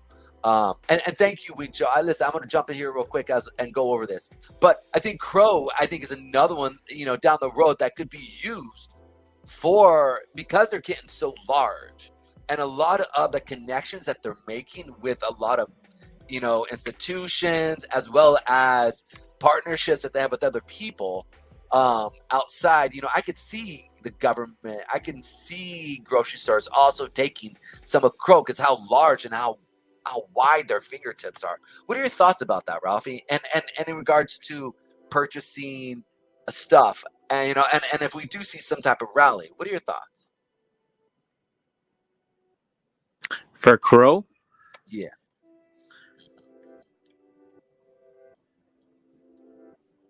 Hold on, man. I'm sorry. The audio behind me is going to be a little you're tough to hear me for a second. Okay. Actually, look, so Crow,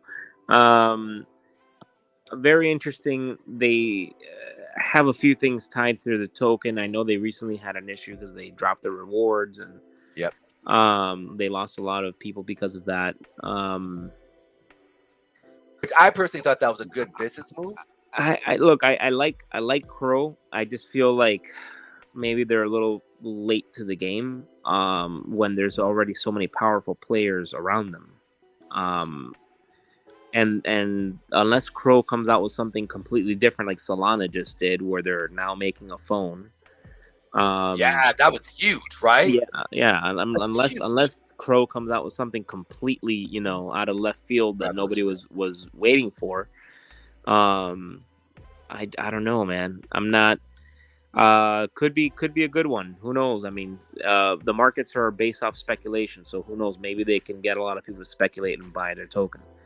That's a different thing from business models and from use cases and everything. So right now, in regards to like blockchains and tokens that have that are blue chips, that are because that's what we're talking about. Crow, I would consider it to be one of the blue chips.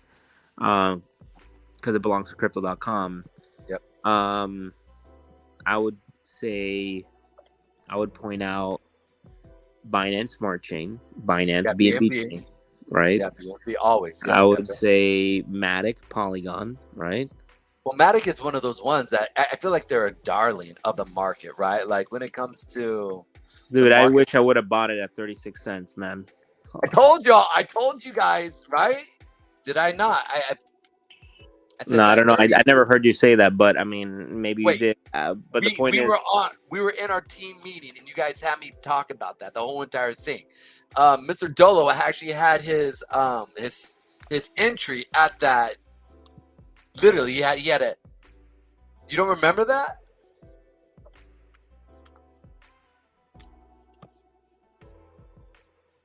Hello, I don't, bro. I don't. Mr. Dolo got But to come on and spot me on this one. but maybe Go maybe ahead. maybe it was one of those meetings where I had to go real quick. Yeah, maybe. Yep. But Matic Polygon, of course. I mean, you guys know I'm a huge proponent of it. I'm always talking about it. Ethereum. I mean, Ethereum at these prices. Come on, are you kidding me? Even Bitcoin.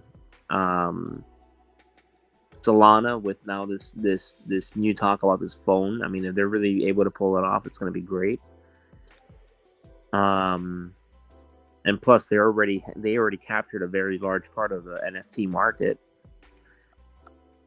But what are your thoughts on? I mean, my question is like, if I was gonna build a diversified portfolio, right? This is not financial advice, but if I was to, what would you? How would you build it? You know what I'm saying? Like, I'm telling you them right now. Oh, there we go. Yeah, I'm telling you the tokens that I would buy right now, right? So all the ones that I just mentioned, I would buy them equally, you know. So, let's say I had $100, I would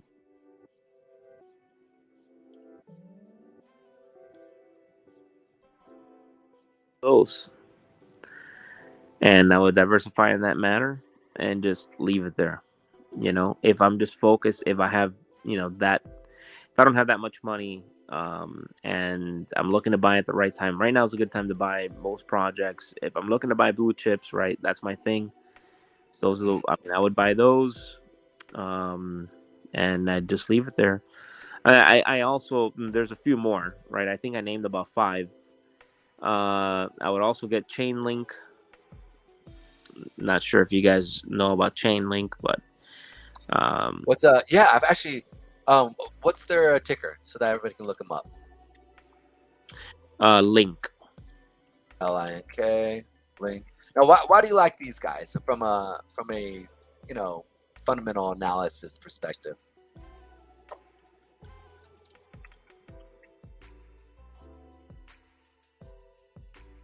Sorry, can you hear me? Yeah, I can hear you. So Yep. Chainlink, interoperability. They've created tools that a lot of blockchains are using. That a lot of the tools that are being created in the space are being made by. Are being used. I'm sorry, man. There's so much happening in my background that I'm getting distracted. So Chainlink has made tools that are being used right now, and they're going to continue being used. Randomization tools, interoperability tools, off-chain data tools. I mean, these guys, they're making things that right now, maybe a lot of stuff that I'm telling you don't make a lot of sense, but from a B2B perspective, they do. And the usage of their tools is very, very high. They're highly regarded. They have an amazing team. And so they've become part of the essential infrastructure of blockchain. Essentially, was what they've done for themselves. So that's why I like Chainlink. There you go. I like that, man. I really like it. I know I was kind of had a little heartfelt romance with the USDC. No, I don't know why I'm Tron. But man, I'm glad you kind of woke me up on that from more of a fundamental perspective, because as I looked more into it, I realized, man, they're not as strong as I thought they were. I mean, they were definitely bucking the market for a while, but man, you nailed that. Have you looked at them? Yeah, I've been looking at them.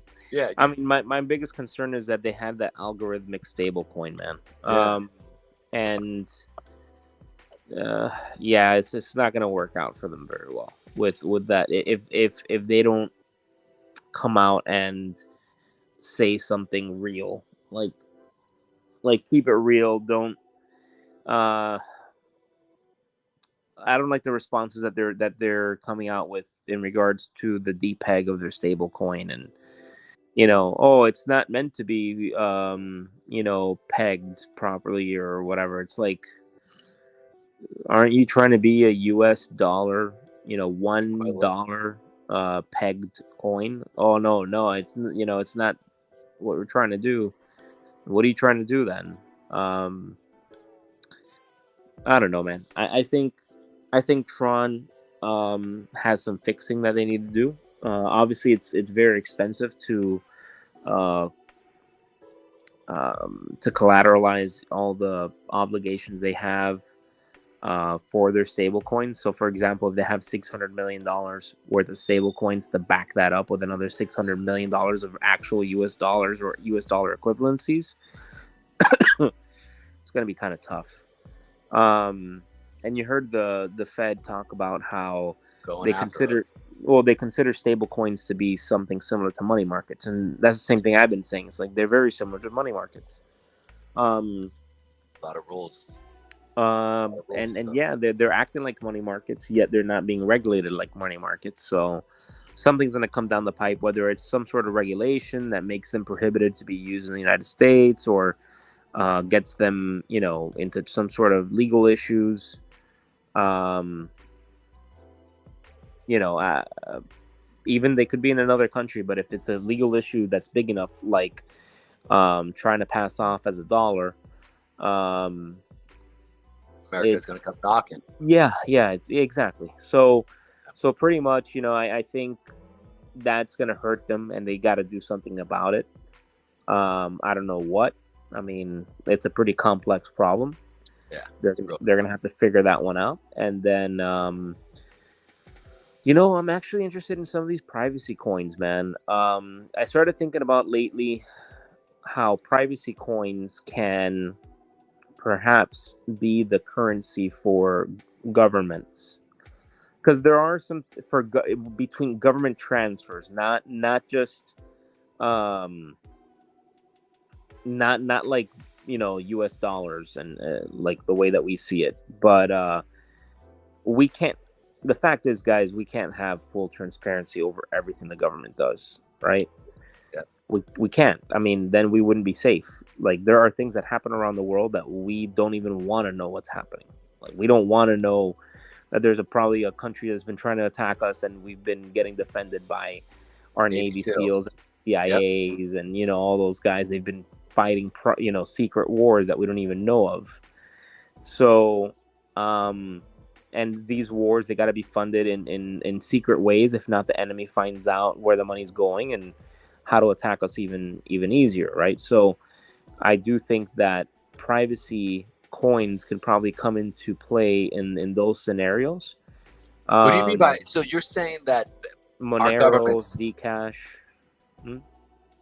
Oh no, I was going to say. So we're going to look at some of those coins here in a second. But that's real interesting. You're saying that these coins are used as privacy coins to actually intertrade with other countries. Is that what you're saying?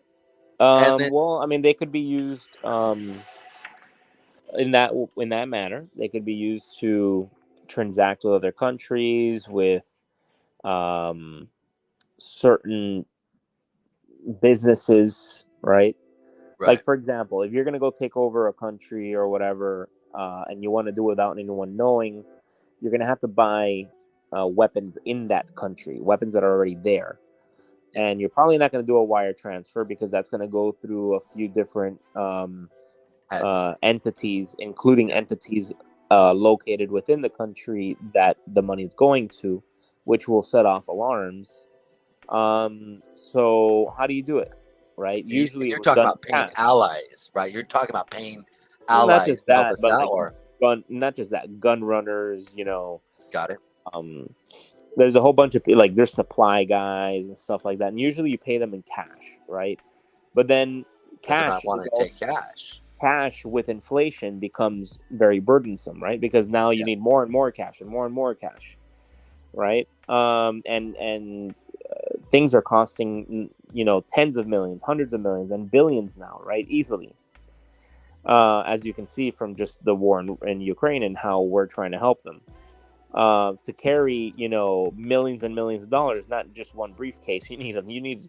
Back in the day, you could, walk around with $1 million in one briefcase and fund, a good amount of stuff happening for a battle or something. But nowadays, like, you need a lot. Petty cash. That's So, petty cash. so the wire transfers, not so much. The briefcase full of cash, not working out so well anymore. So now it's like, I think crypto can come into play because you can transfer the crypto in an anonymous manner with some of these privacy coins and privacy networks that helps, these governments and these entities conduct these transactions in a way that nobody knows what's happening. So, yeah. Well, let me point out here, and I want to talk about those coins here in a second because those are really important. I'm just going to point out real quick just some turning points that I see within links, just so that because Ralphie, you got such a mind for these coins. You were able to pick and just he saw, and one thing about Ralphie, he'll never brag about himself, and he saw what was going on with crypto back in 2013. He was really on point when it came. So he has a really close knit. I mean, he picked Bitcoin. He bought into Ethereum. He bought into Matic. He bought into a lot of these coins that were nobody at the time. But he was able to see what was going on. So when he picks out a coin, something that you might want to be paying attention to, it's something you want to be looking to. The fact is that he's in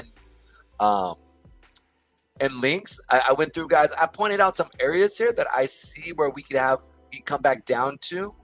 If we see another Bitcoin drop down into certain areas, this is something you want to be paying attention to so that you can get in on certain levels here within links, as you guys can see here real quick. Like the $4 mark, $3 mark area here. We got a $2, even down into the 50-cent mark area. So these are some strong areas that you could be looking for to get in on. In additionally to that, from the upside, man, they've got a clean upside, man. I'm talking a big leg up to about the $16 mark, man. When I'm looking at this right now, I'm like, they're clean at least all the way up to here. So you could get a little, you could get a big rush. So if we see a push up, and as you can see right here, we do have SMAs. So, but where the SMAs are, there aren't any real wicks. There's no real zones here that I can sit there and engage what's going to be happening. So this is a good risk to reward. So keep your eye on links, guys. It's one of those things that I think is really important. Now let's go ahead and pull up real quick, Ralph, some of the other stuff that you were saying as well. Let's go ahead real quick. You said Monero is what you said? Yeah, so Monero. How do you spell that? Or what's their ticker? The cash. Monero. I'm not sure. Monero. Monero.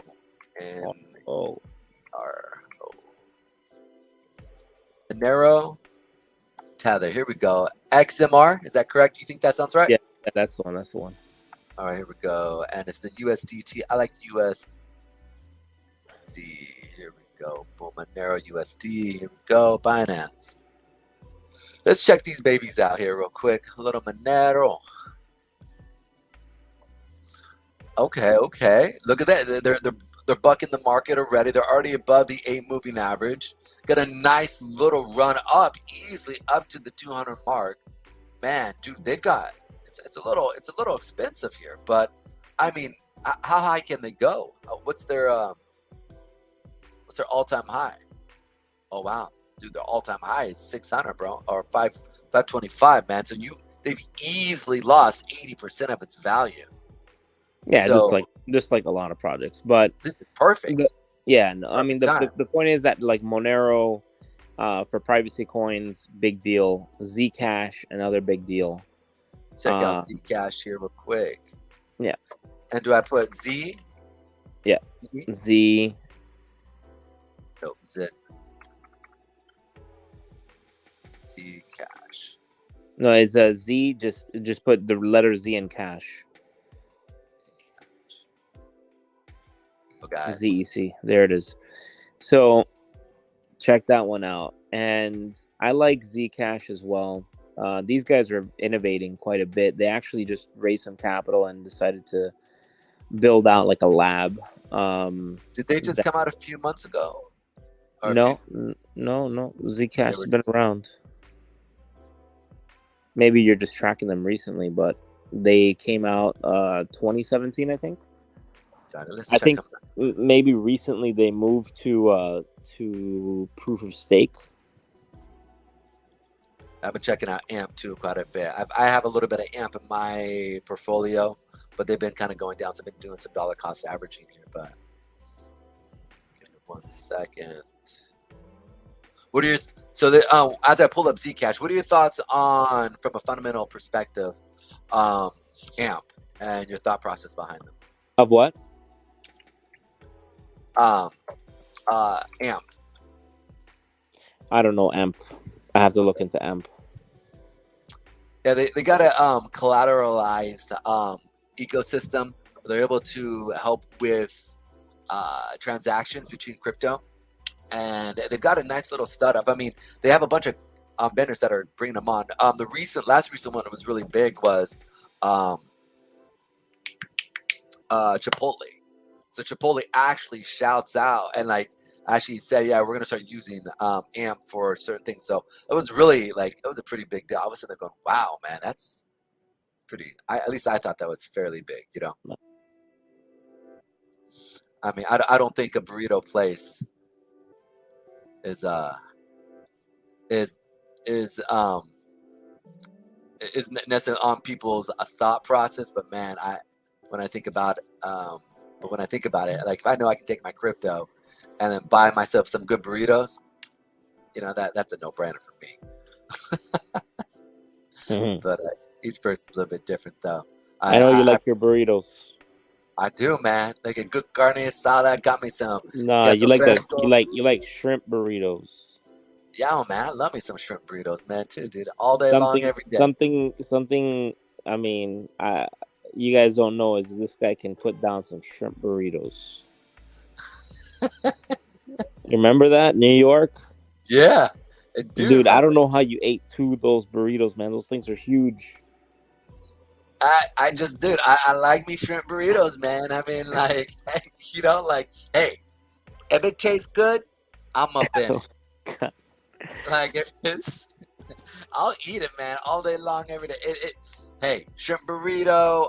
You give me some good carne asada burritos. But one thing I love about the New York, man, is a lot of their stuff is fresh and they don't mess around, right? Like New York does not mess around when it comes to their food. I feel like, I mean, what are your thoughts? I mean, I think they're just like. I love New York, man. I love New York when it comes to the food and stuff. But I am kind of spoiled being from Miami.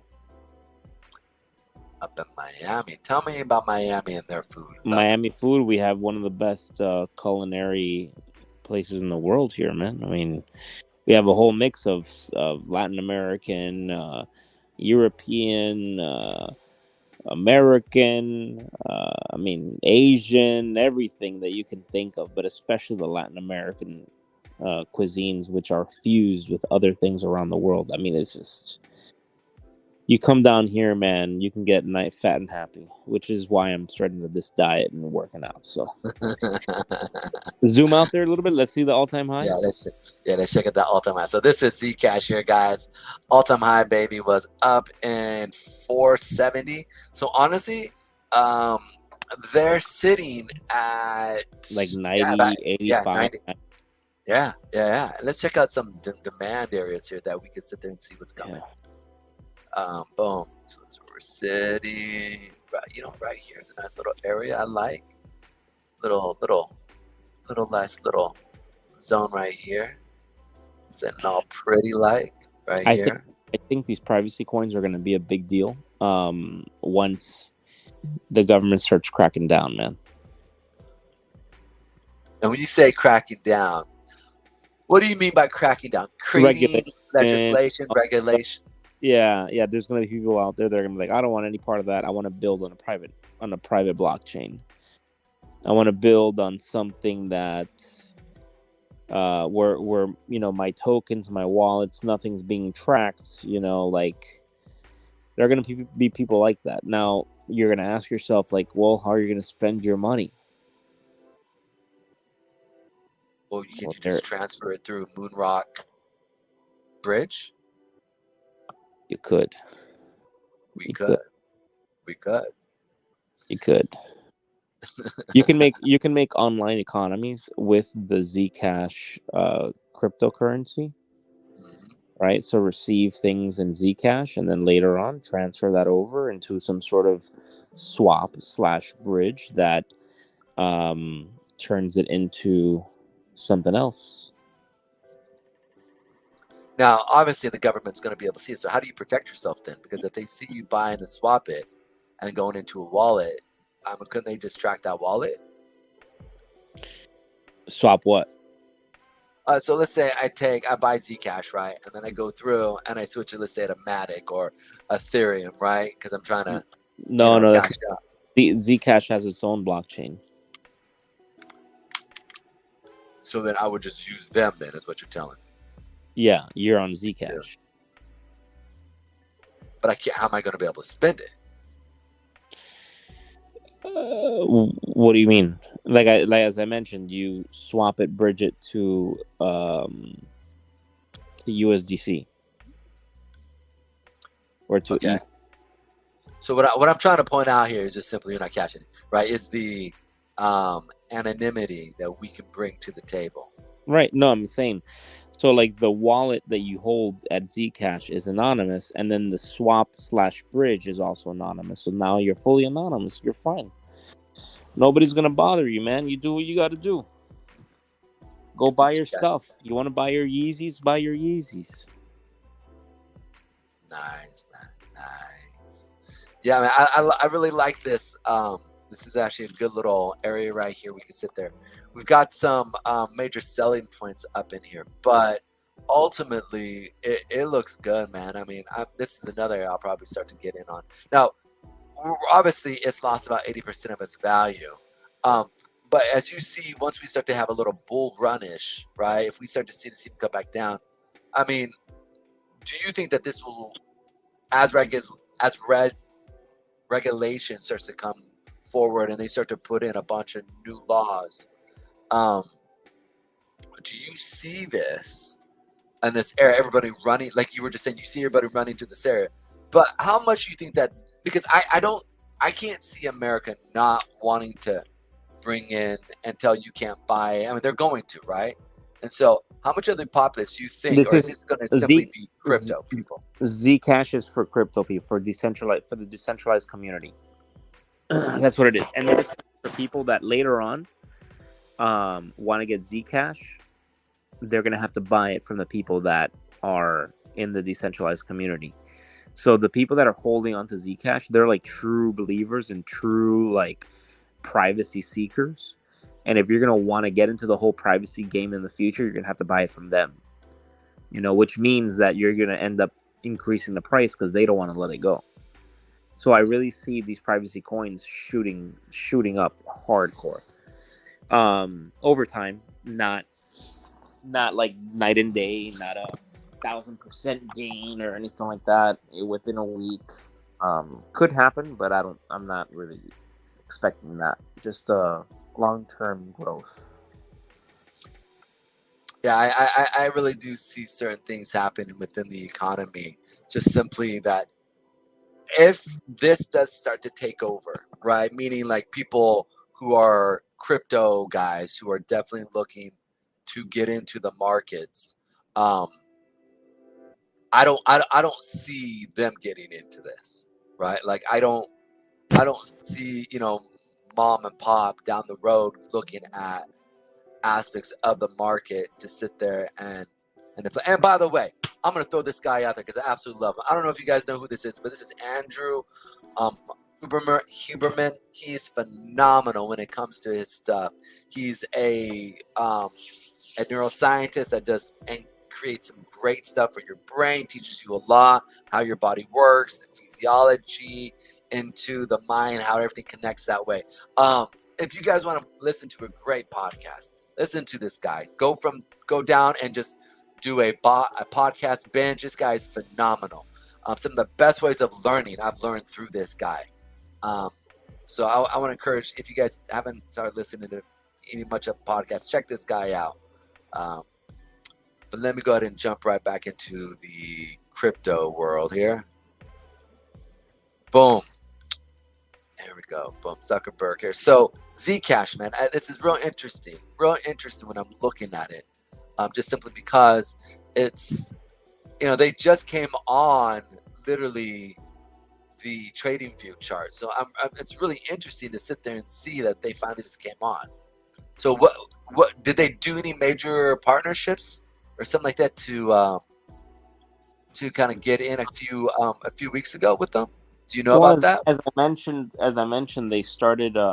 They got some investment coming in that allowed them to build out this lab where now they're bringing together like DeFi specialists, programmers, and architects, and all these different types of people to improve upon the ecosystem for Zcash. So the idea here is to create an ecosystem that is private. Imagine a whole private ecosystem of transactions and swapping and NFTs and all this stuff, but private, right? It could be an interesting digital ecosystem where no one can really track you, and could you imagine if you had like a private Ethereum, That would be amazing. That would actually be amazing.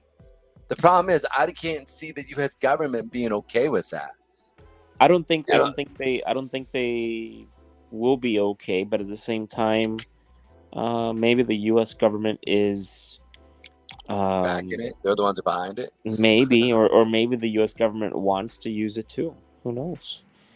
Like I said, man, I mean, these use cases are very useful for the U.S. government. That's so interesting because one thing that I see, we all know that the government does back, like look at the Bay of Pigs, right?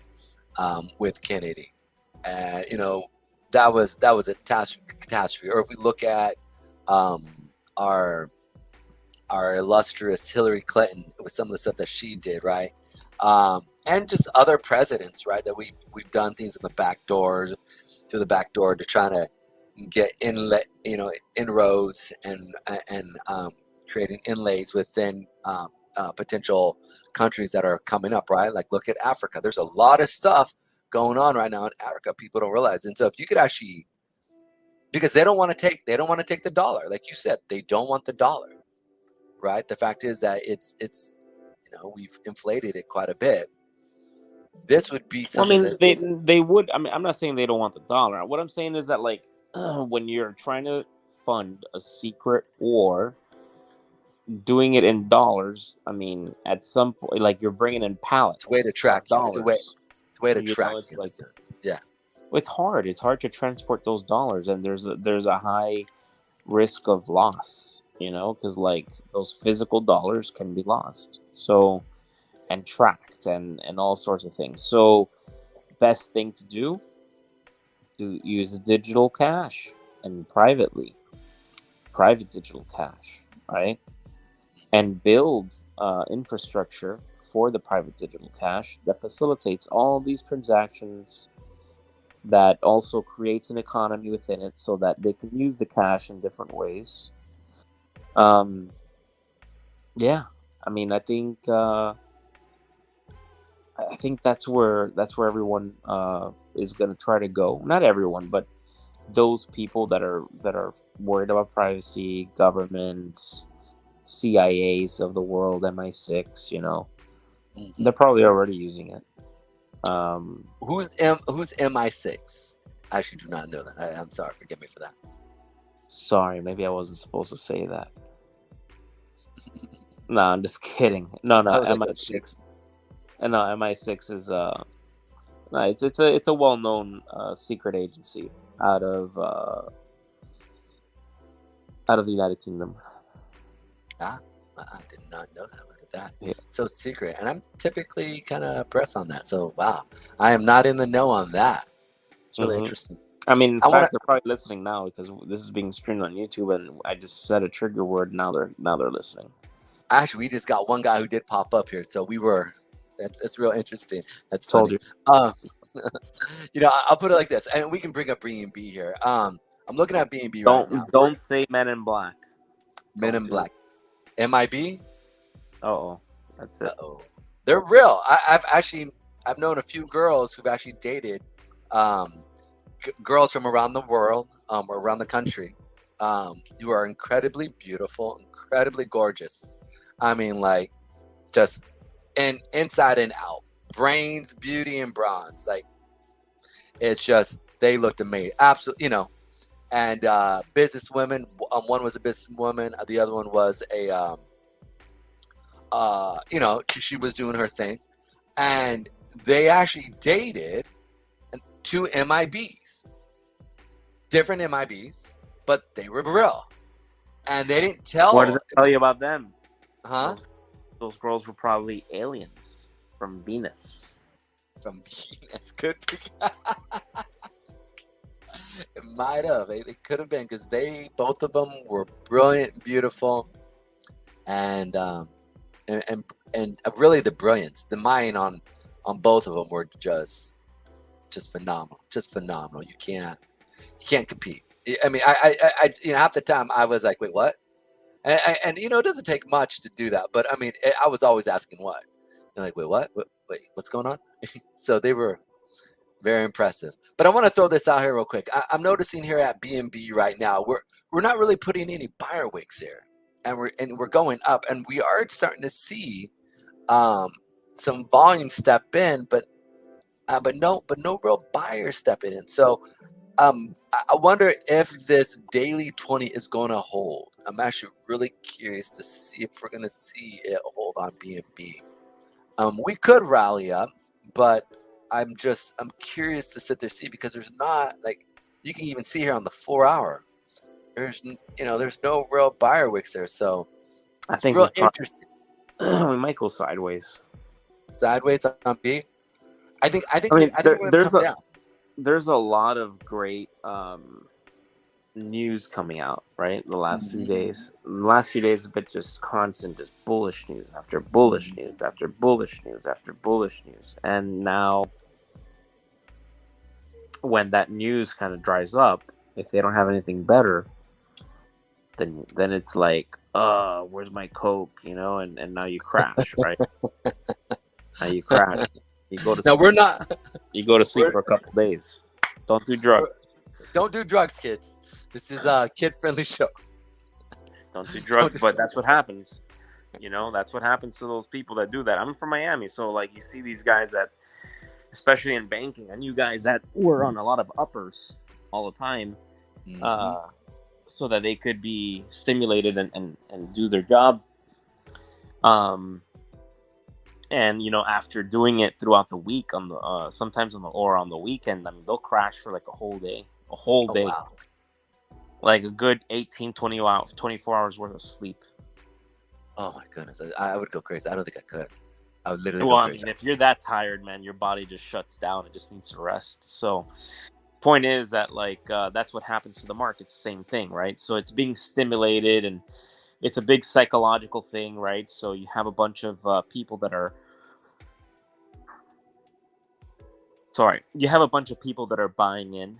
The news, it's exciting, and their endorphins are going off, and then wait, what happened? There's no news, or give me more. There's not enough news, and then they get bored and they sell off within a 48-hour period, and there it is. Then it just keeps happening, and then you see those big red lines, and the only thing is, what we want is for people that are smart to step in and buy up those sells, and if they don't, then the price declines past what we want, what we see. Yeah, look at B&B. B&B,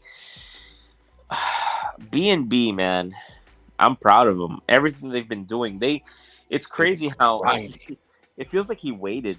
It's like Binance waited to announce all these things. They're like, yeah, we're gonna wait till the bear market in order to announce, this thing with Cristiano Ronaldo and who's this other guy? Sorry, Blackstone and Bridgewater. Yeah. Right? Yeah. Yeah, that's huge, man. Let's just wait till the bear market to announce these things. And that stuff's been going on for the last 6 months to a year. They don't announce things. I mean, these mergers, it takes time, like 6 months to a year. They're talking. They start flirting with each other a year and a half ago, right? And then they start to get in talks, and before you know it, they finally sit down 9 months at a table, and then the deliberation takes another 6 months. So it's not something, and you're right. It was actually kind of brilliant, to sit there and announce this during a bear market, saying if you sell this off, you're going to be hurting.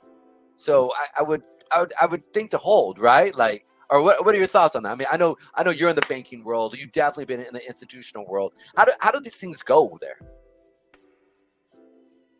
With the mergers and the connections and the partnerships, like with Blackwater, with BlackRock and Bridgewater.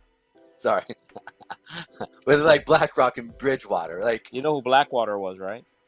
That was the situation going on in mercenaries. Yeah. Private Army. Yeah, I didn't mean that. Now I see we just did another trigger. We just got we just got another viewer. As soon as I said that popped up. That's funny. So Blackstone, Bridgewater, all of those guys coming down and wanting to work with Binance on this is going to attract so many institutions to start using these tools, because now everyone's looking at this like, huh? What is this? What tools? What liquidity? What? Can you show me the programs? And now it becomes an easier sale. I mean, really, this is probably the time to be in business development for Binance. Like if you were looking for a job and you're a salesman, I'd be wanting to work for Binance institutional sales, because that news alone just makes it so easy. I mean, there's two ways to make money in sales. Either you're in the right place at the right time, right? Or you're just a badass that knows how to sell anything. It's always better to stink to a skunk. Yeah, I mean, it's always better to be in the area where you're able to sell something and that's wanted in the market. Right. If you're selling something that everyone already wants, and you are already a good salesman, then you're just gonna kill it, and you're gonna make a ton of money. So I think that what Binance is doing, by getting all this exposure and all that, is going to help it grow rapidly, because they do have some very talented people that I met at Consensus in their sales department, business development, all that. And man, I really think they're going to kill it. If you don't mind me asking you real quick, I mean, let's say somebody wanted to go and work with Binance. I mean, actually, did they just go on LinkedIn and apply there? I mean, what's one of the ways that they could actually do it? Because I mean, yeah, you just go to careers on Binance and you just apply for jobs. There you go, people. You heard it here. They pay pretty well. I mean, they're paying, from what I gathered from the people that I've met, I mean, they're paying between 120 and 200, depending on what you're doing. For a lot of these business developer guys, I mean, their starting salaries are like between 120, 150 plus commissions and stuff like that. So sales jobs are always good, man. You can always make good money. I remember, I mean, I was talking to you personally, like all my life I've been in sales, just because like there's always better money to be made there. I mean, one thing I remember as a kid, I had a mentor. I was 18 years old. He goes, 3 things you need to get good at, kid. 1, You need to learn how to be a hard worker and learn how to learn. Know how to learn. I said, all right. The second thing you want to get really, really good at, understand finance. Don't be an idiot to finance. Make sure you understand what a stock looks like. Understand what kind of like a ledger looks like. Understand money coming in, money coming out. When you go in, know how to trade a chart. The guy was kind of a chartist, so I said that. I was like, all right, cool, I got that. All right. And then the third thing, and he said, and this is the most important thing in life you need to learn how to do: become good in sales. And I was like, wait, sales? What is that? He goes, Yeah, what everything. people don't realize is that you're always selling. Mm-hmm. Always. Always. When you're going for that job, you're selling. When you're a guy and you're trying to get a girl, you're selling. Yeah. When you're trying to get into the club because there's a huge line and there's like a special entry, you're selling. You know, whenever you don't have to be at a sales job to have to sell. You're always selling something, whether it's an idea or it's, you know, you want to go to a specific restaurant, the people that you're with don't want to go. Whatever it is, you're always selling something. So get good at it. That's 100% great advice there. Yeah, it was good. It was good advice. Too bad I didn't really listen to him that much until later on. But hey, that's what happens when we're young. I know, right? You think you know it all, you know? So Yeah, it's a sad thing, you know? Like my old pastor used to say, you see a bunch of guys right there? It's called the Fool's Parade because they don't know nothing, but they think they know it all. I was like, what? At the time, I'm in my 30s. He goes, if you're 30 and below, shut your mouth when you go into it. When you get together with a bunch of guys, you might learn something, right? And he was so right on. I mean, he was so right on. Brilliant man. I'm glad. You know, you look back, you take it as an insult, but really, what he's doing, he's helping you out. He's helping you out a lot. So I'm looking at certain junctional points here in B and B here. This area, the 245 or the 246 area, we could see a sell-off here. I don't know exactly, but we could see this come back down just because there's a nice little supply wick here that we could see a nice little drop. Also, the other one right here is the 300 mark area. I know there is a daily SMA sitting right here around this area, the 50 moving out. So something to be paying attention to for these turnarounds. So if you do get in, wait for some of these sell-off marks. Remember, you want to buy on red if you're DCAing. It's always a smart thing to do. Don't get caught up with frenzy because the market will always retrace. That is one guarantee I always teach my students and people that I know. Wait till retracement. Just wait because it will happen. Don't get caught up with the frenzy of things. The market moves with higher highs and higher lows or lower highs and lower lows. That's how it moves. So I always encourage you guys to always keep that in a mindset. The other question I wanted to throw it your way, and I want to bring this up here real quick, right? Is let's talk about XRP and some of the stuff that is going along with XRP. You know that the litigation that they could have been out of their. And have you been following everything that's been going on with them, or no, Ralph? What are Ralphie is here? What are your thoughts on them? Ballsy. Yeah, they could have been out. Yeah, they were offered a few outs to settle, and they're like, "No, we're not settling. We're gonna win." Yeah, like I almost part of me was just like, man, I've got like I could see them like explode. Just so you guys know, that's one of the reasons why we hold XRP, is because like to do that, you got to know that you're about to win. Number one, and to do that, they care about XRP, but they care more about the space overall, and that's why they're doing this. I agree. They're spending more money, more time on this case because they know that when they pass this test, they will have changed a lot of things. Yeah. Everything. Guys, I gotta go, man. right. It's been real. Thank you so much. We'll see each other next time. Go ahead. You stay here, man. You know, I Definitely, do have to definitely. go. There's so much stuff I got to do. This was good. Definitely, man. This was a good break. I've been up since like 6 a.m. and I know I probably sound a little tired. I need to drink my afternoon coffee. Go and get some athletic greens. Go and get some athletic greens, my friend. What is that? It is a green supplement, man, that honestly, if you're fasting, they're great. They're fasting friendly. But what they're a bunch of greens with with a little bit of protein, but they really do have a lot of probiotics, prebiotics that are placed, and it's a green powder that you can put in. It's small, but it's like a little Check it pickup, out. and I love them, man. I do absolutely need these love them. pickups lately because I stopped eating carbs. Mm-hmm. So I feel it, man. Like my energy levels are low right now. Mm-hmm. I can't wait till like that feeling goes away. Yeah. Well, once you get into ketosis and your body gets acclimated to fat burning, right, versus eating or running off, right, and like you said, that's what they call what is it, keto sick or keto sickness is basically what happens is your body has to transition. I would encourage you maybe even do some fasting, kind of speed that along if you can. No, I've been doing that. Okay. Oh, there you go. Okay. Yeah, no, I've Yeah. been on that.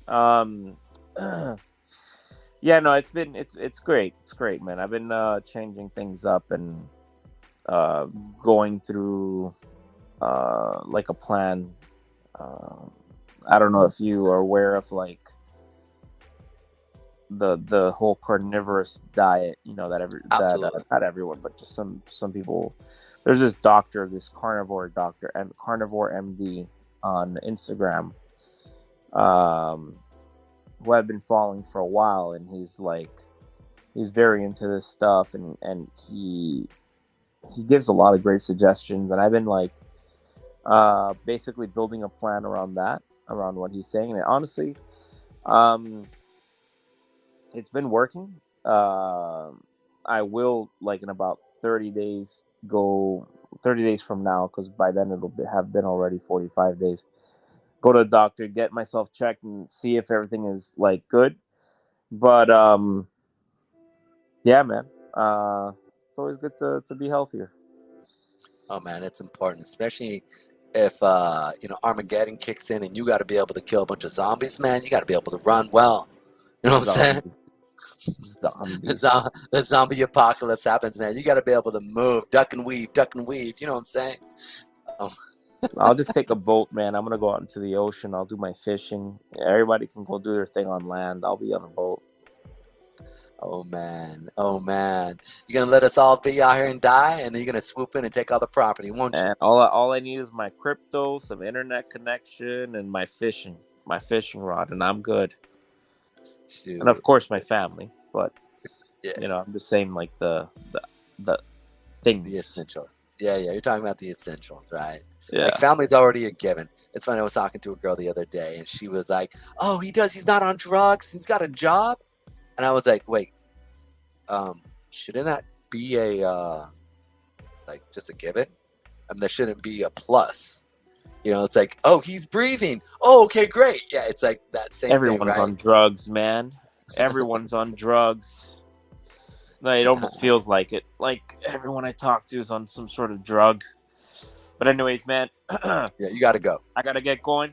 We will see each other soon. Yeah, right, Monday. Sir. Monday, right? Monday, if you're going to make it, I'd love to see you at the same time. Yeah, morning. It's going to be a morning forecast, just looking at the markets and see what's going on and keep things going. So we'll see what happens. I'm going to finish up, do some more technical analysis, looking at some protocols and seeing which way the market's going to be moved. Thank you so much for Ralphie is here. If you guys want to, where can we find you, Ralphie? If you don't mind, real quick. Well, I'm always on Instagram. If you guys ever want to go there, I'm always on Instagram for real. Like, I barely use my Twitter. I should be using it more. I'm just not very. Like, I don't have that much time to be messing around with so many social medias. I use LinkedIn and Instagram. That's, what I use the most on social media. And on Instagram, I'm always, Ralphie's here. And I'm always posting things on my stories that are pretty interesting, I think. my perspectives and things that I find on the news and things like that. And I post them on stories so they can delete. It's fine if you guys want to record a screen. I don't care. But point is, I like my Instagram. That's where I post my stuff. So you want to find me, that's where you can find me. Yeah, go find him out, guys. He posts some really great stuff. He's, like you said, you guys have heard him today. I mean, he really knows his stuff fundamentally. I really, really respect you, Ralphie. I know you have a lot of business in the institution world. In addition to that, you have a lot of practical knowledge just in real life and real world stuff. So thank you for coming in. I'm hoping next week I'll bring a guy on who is going to be, and thank you, Ralphie, for being here. He was actually in Bear Stearns. Thank you so much. He was actually in Bear Stearns when Bear Stearns was falling in 2008. And he himself was looking at the markets at large while, we had the 2006, 7, and 8 push. And so he literally he sat there and was like, this doesn't seem right. But, he was analysis. He was looking at the markets. I believe he was on the floors at the time when things were going. So my hope is to actually bring him on as just to talk about the markets. He's he's a really cool guy, nice guy here. So my hope is if I can get him along here and get him and bring him on the show, that would be great. Now let's go ahead and look at real quick Matic. Real quick, let me finish up here with XRP. So I see some of these buying points here that I'm looking at. I like it. I would be shocked if we saw it come down to the 20-cent mark here, but this is a area here that could, if we start to see Bitcoin really sell off, we could see XRP coming into this area here as well. But right now, I believe they're sitting, give me 1 second, at 39 cents right now. And, obviously, there's still some other buy areas here that I'm looking at. But, yeah, it's an interesting thing to see what's going on here in XRP. They've done a lot of stuff for the industry, and they're a diehard crypto organization. They're not just in it for the money, because obviously, if they were, they would have just finally taken the settlement and been done with it. But it's actually really cool to sit there and see what's actually going on. So, here we go. Let me pull up Matic here for Wincho Galarza de la Garza. Boom, boom. Here we go. Matic. And listen, and Wincho, if you want to come on the show, just let me know, man. Like I said, I put the link into the team chat here. So all you gotta do, man, is come out here, check us out. You're always welcome to come on the show. Actually, if you got a minute, come on the show, man. I'd love to have you here. But let me go ahead and pull up Matic here for a second. So we're seeing Matic really run hard here. It's actually looking really sexy. Obviously, this week the market has been rallying. We are seeing some communications within the institutions going on within the chart. But the last few days, we didn't see any real buyer wicks coming in here. So I could see us doing a little retracement down. Let me go ahead and pull up here. And Wincho, you remember, hey, Wincho, come on here. I want you to talk about how I was able to call out Matic at 36. I think it was the 36 mark, 30 cents mark. I think you were on that call here within the team. But as you can see here, there is the 50 moving average. We are responding off this 50 moving average. Something you guys do need to pay attention to this here. You can see here real quick that we have another zone right here. One moment.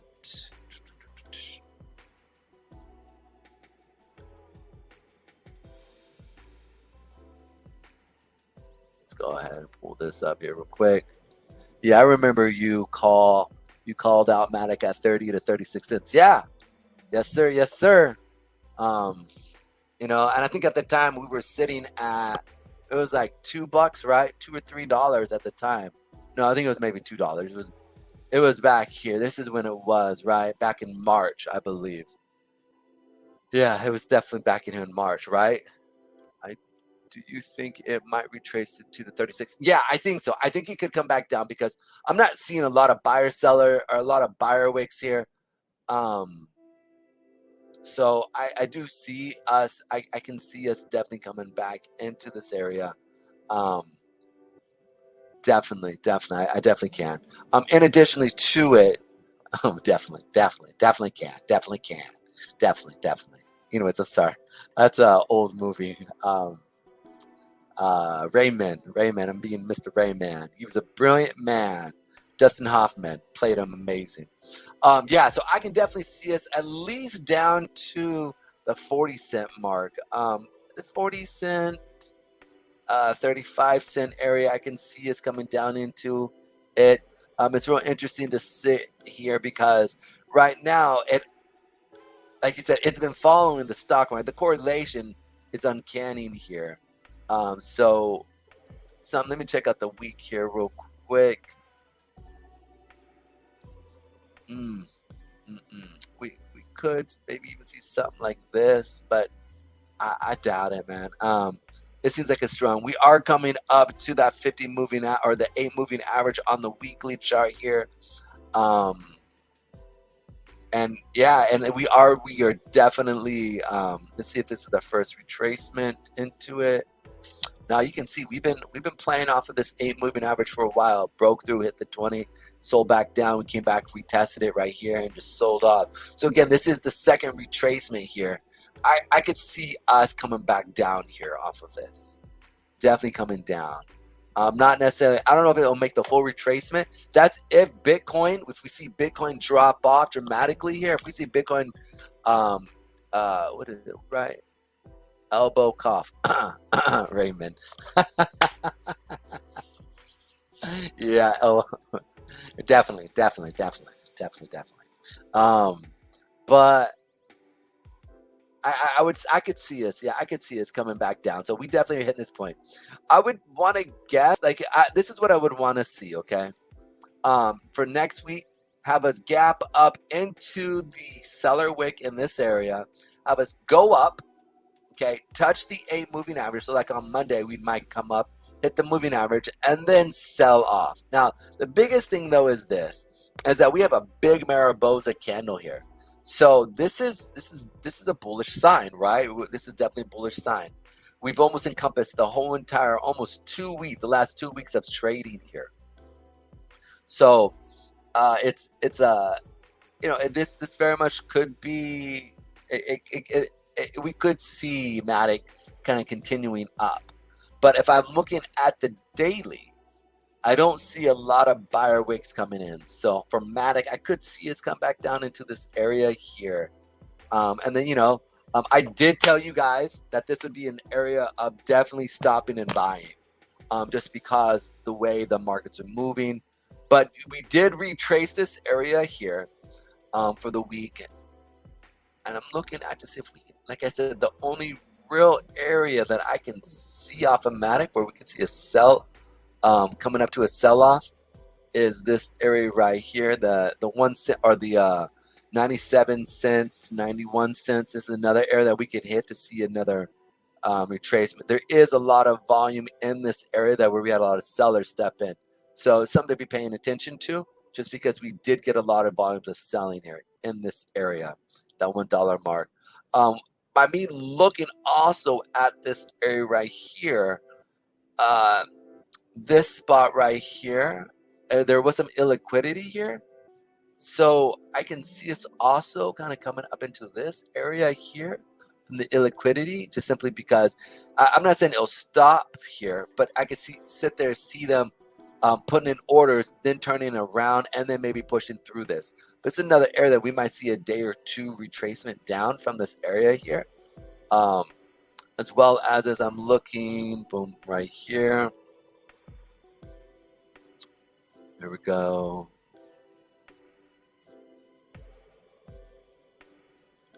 And this is an important area. And the reason why I say this right here is an important area is because this is the the marking area that we came back and we retraced to. So we sold off, like you can see we came in, this was a flip zone because the previous high came up, tried to push through, came down, pushed up again, came back down, and bought this was like in the support area here, right in this area, right here. So I say that because for me, when I want to see markets come back, retrace into an area, and then sell off. This can be an area that we can really see some big movements. So I said I'm gonna right here. You can see back here that we had support here. Right, this was a previous high. It pushed up through, came back down. Let me go ahead and erase some of this stuff here real quick.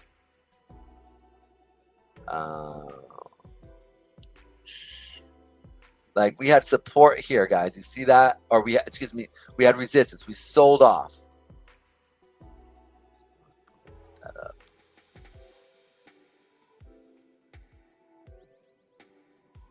Oh man, I hit it with it. All right, I think erase. There we go. Oh, I want to erase this. Nope. There you are. There's the eraser button.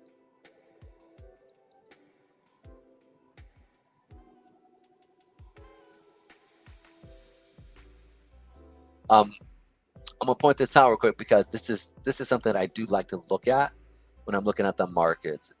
It's primarily one of those things that is important. So we had a push up here, right? We see this push up. Let me see if I can go black. We saw a push up here, right? And then we saw a sell off. Then we saw a push up again where it comes back and it finds basically support in this area. Then it pushes off again and we see another rally up. Comes back down and we find support in this area again, right? So when it finally pushes through this area, we see a huge amount of sell-off, right?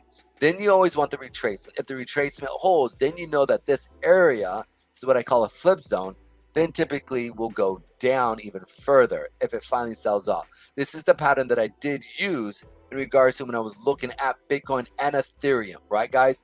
Remember, this was the area back in April when I was looking. This is the same spot on a chart. If you see Bitcoin when I called it dropping from 40,000, it was the same type of setup. But we come back up, we drop, we push through the previous support area, which is right here. Then it continues down. Then it comes back in that retracement. That retracement, you always want to see it coming up into a higher time frame SMA, whether it's a daily, weekly, 8 hour, 4 hour. Those are these SMAs that you're looking at. But in particular, I like looking at the daily because those are the strongest SMAs that you can use, right?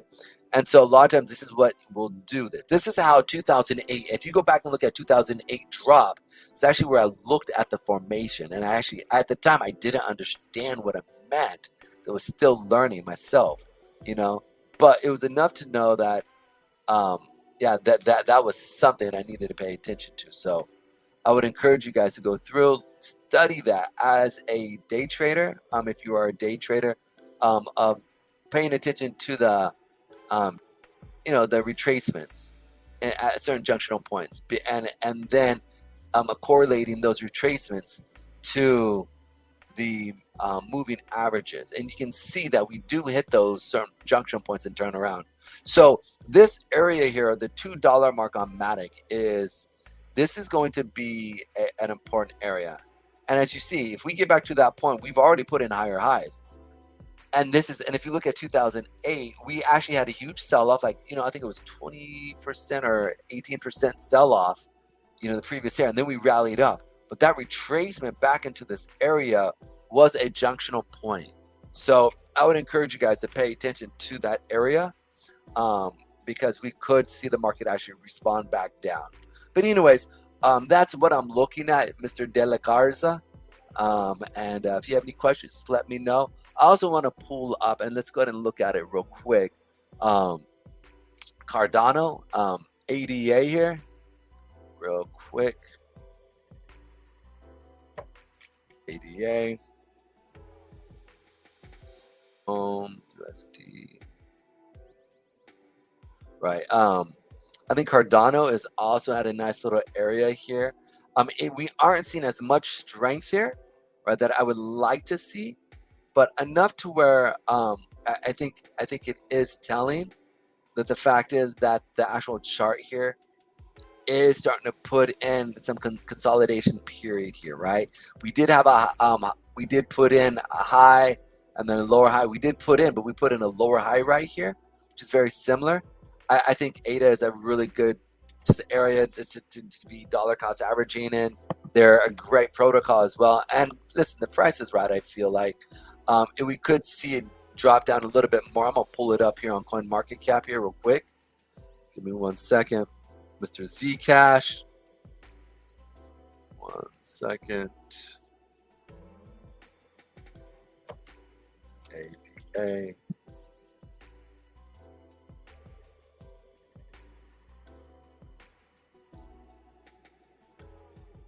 Pulling it up. Here we go. Let's look at the trading view chart here.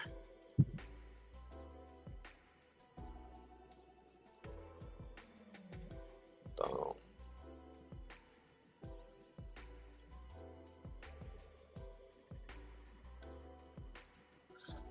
Now this area, here we go. This is what I want to pull up.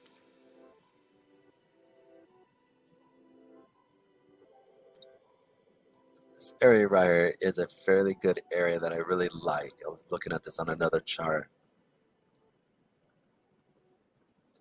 I like this area.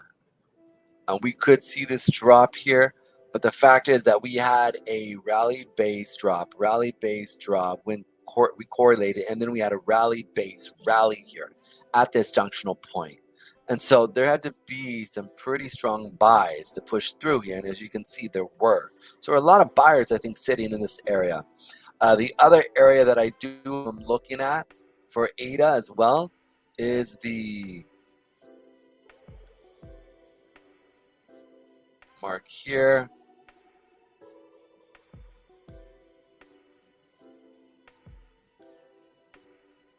Back in this 25-cent mark area, this is another area that I am looking to get in if I can within ADA. Cardano, like I said, has some good protocols. They got some good white paper things they want to do in the future. So this is one of the things that I am looking at as well. Especially on the daily chart. If we do start to come up, we see another leg down on Bitcoin, we'll see it come down into these areas here as well. So something to consider. And then another area also, and in case this does continue to go down, back in the 12-cent mark as well. Like I said, I don't try to call the markets. I just try to put the markets as they are, right? Like, so the market could continue up here, right? And so I'm okay with that. I'm not trying to guess which way the market's going to go. I'm just saying if it comes down to, if it continues down, these are junctional points that I see the market going to, right? And then where you can, you know, dollar cost average or however you want to set that up. But I really do see, I can see the markets coming into these areas here and then potentially continuing or reversing. So, but like I said, for me, I like these little areas here. We have a 6-cent mark area right here that I like. I think this is hot. This is a nice little area right here, the 6 cents area. Let me pull this up. It has been used. It is not a fresh zone. But the fact is that we did have a big old huge buy. Then we had a seller wick where it sold off, but it couldn't push it down. So this was huge. This is a huge indication for me saying that, yeah, it's probably going to hold in this area once price comes back down, if it does. So yeah, that's I think that's a pretty legit thing to look at. On top of that, this area here is also a flip zone area as well. You can see here we had a huge sell-off. Same area right here, the 10-cent mark. You can sit there and say that, but I like this lower zone in this area here. So yeah, that's it in a nutshell. Let me go ahead real quick and pull up Dogecoin. Actually, let's look at Solana. Solana is a nice little play here. Real quick, let me pull up Solana and see if we can pull it up on trading view.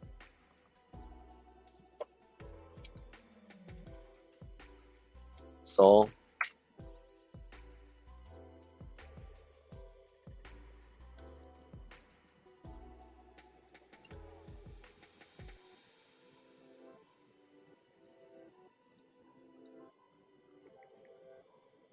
Now Solana here is looking, like I said, pretty weak, but it's sitting on its previous system. And so you can see the last rally that it really pushed off at was right in this area. So we're seeing a consolidation.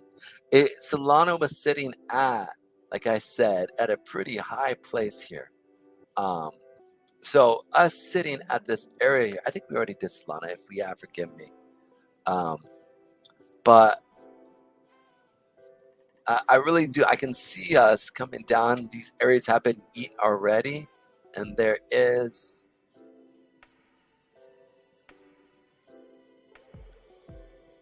give me 1 second here. You can see us sitting right in this area right here. The reason why is this was previous high area here. We pushed up, we sold off for about a month, and then we rallied out. So actually probably longer than that. It's probably maybe 2 months. So this is a good indication that we could drop. So if the next Bitcoin drop, right, if this one, because there are no real sellers until we get down to that 16 mark, or excuse me, there's no real buyer areas. It's all eaten up. So for me, like on the next Bitcoin drop on Solana, if we do see another one, like I said, I can see us coming down to this $18 mark area here, and or even, yeah, man, like that would not be good. I mean, it doesn't really matter. I mean, right now I'm just dollar cost averaging into this stuff.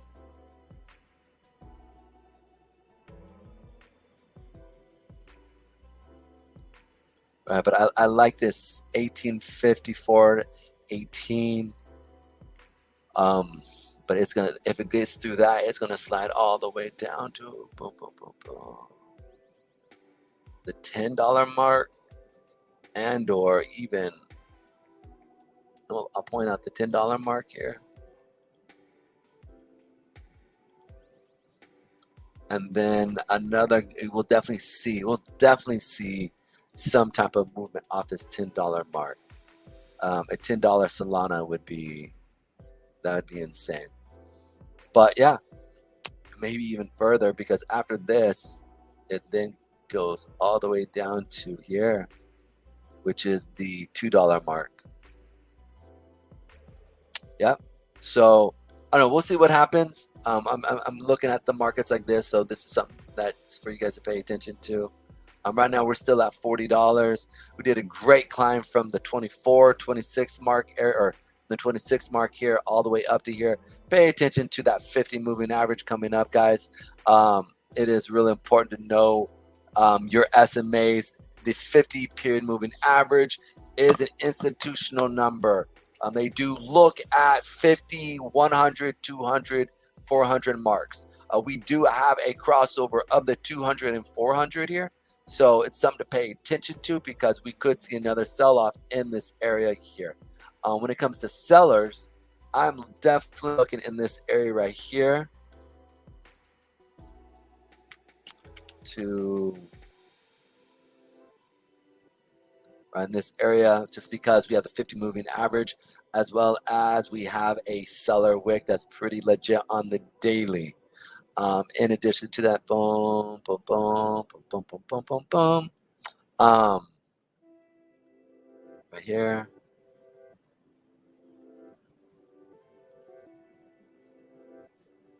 Nice little area right here. Nice little area right here. Just to paint through. See if the markets turn around in this area right here. The other areas that I'm looking at, where there you are, boom. All right, so this is another area, just simply because we do see a lot of selling pressure coming to this area. I can see them pushing things through here and then coming up to this area just to tap people out. We'll find out what happens. Come on. There we are. Then from there, if we get through that area, guys, we climb it all the way up to here.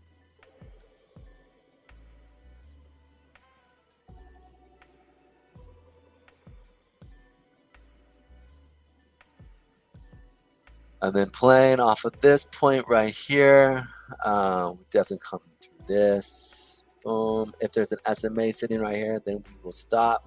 But it does not look like there is. Let's check out that daily or that weekly. Nope, nothing there. Boom. Oh, no. Yeah, there is. We have that. What is this? 8, 20, 50. We got the 50 period moving average in this area right here. Wow. And that's on that weekly. So this is going to take a minute for this to come up, come around, and then come back down.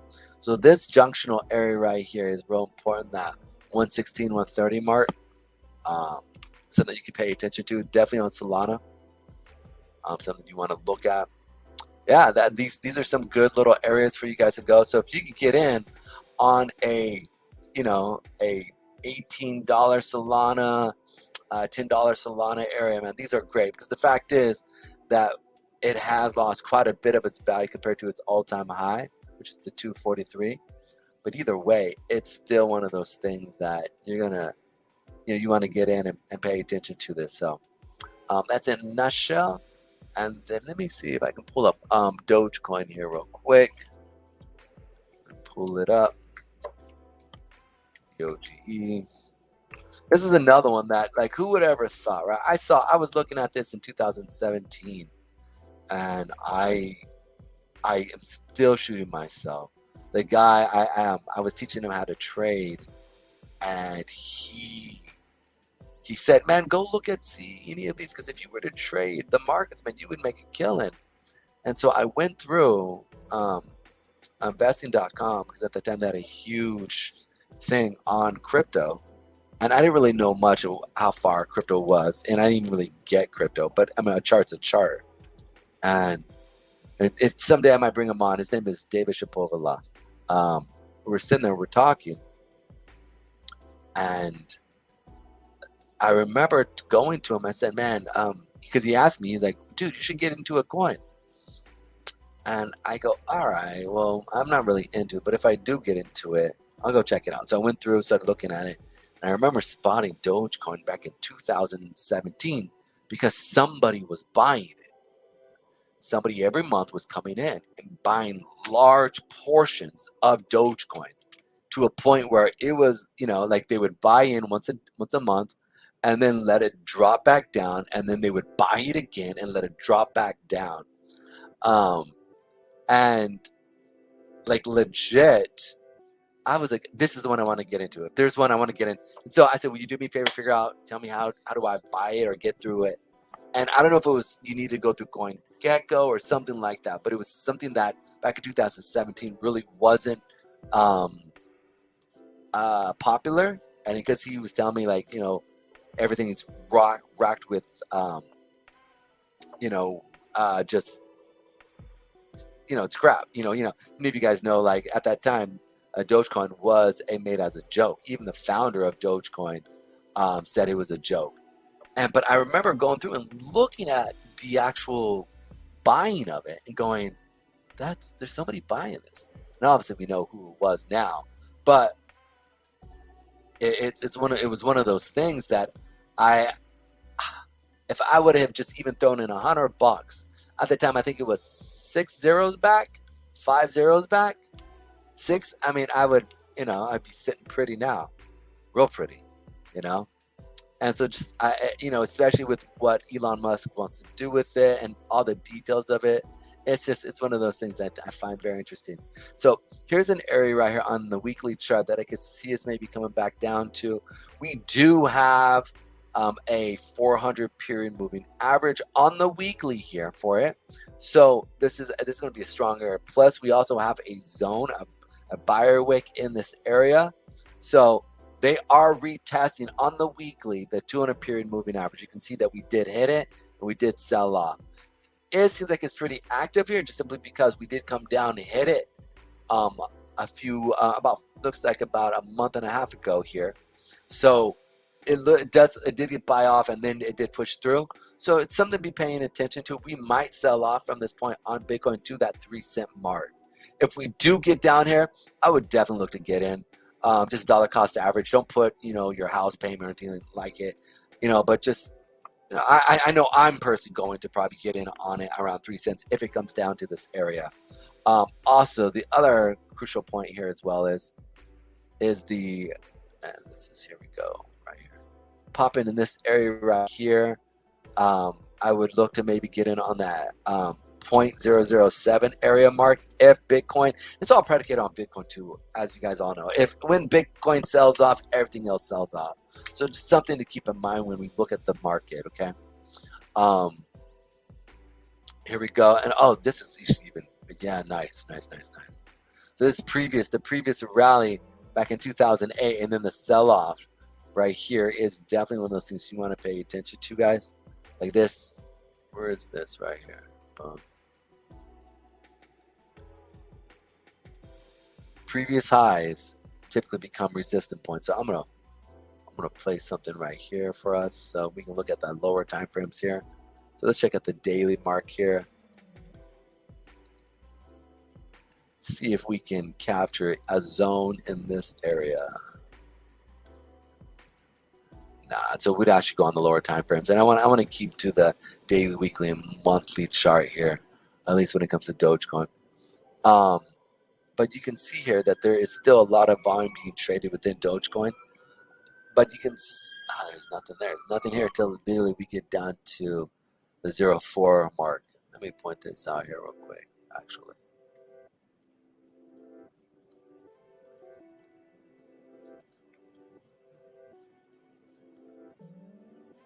Right here. Boom.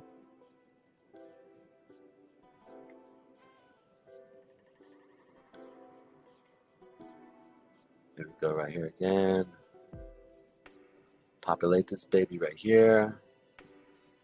Yeah, so this is 4946 area, 0049 and 46 area. This particularly could be an area up coming down to, just simply because it was the previous highs area here. So this is definitely something I would definitely look to get into around this mark here. But it's still, like I said, right now it's sitting at, I believe, 11 cents is what it was. So yeah, we still got a long ways to go. But if we really start to see some sell-offs, if we start to see Bitcoin again really start to come down, or excuse me, not 11, it's 6 cents here. It could be an area for you to really kind of get in at.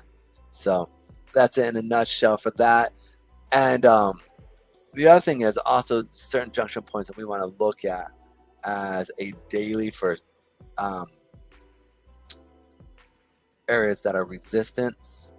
Let's go ahead and pull up here. You can see again on this one that there were no real buyer wicks. We have buyer wicks sitting here where it's bouncing off of the 8. We do a consolidation period here. So this is going to be really interesting to see which way the market's going to play off of this. Between that 6.5 cent to the 5.8 area. This is something just to pay attention to. I can see it's come back and retrace into this area right here.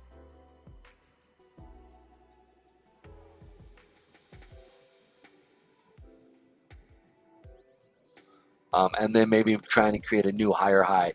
We really don't have anything until we get up into this area as in resistance.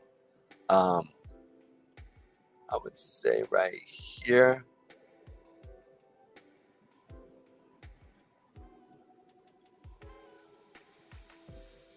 Here we go. Then out in this area here, I can see us setting things up here.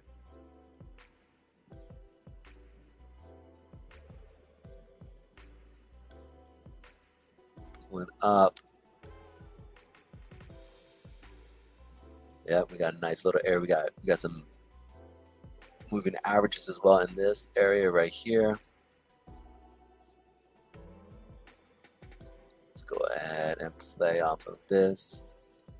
Dogecoin is sitting nice here because these are some of these areas here that you can short off of. So you can play too, right? You can buy in, and then if you know how to like trade the futures, setting up a futures contract or something like that. If you're in America, you can't do that, simply because it is against the rules there. But unless you go, I think KuCoin you can, but I'm not exactly sure what their parameters around that for their futures contract.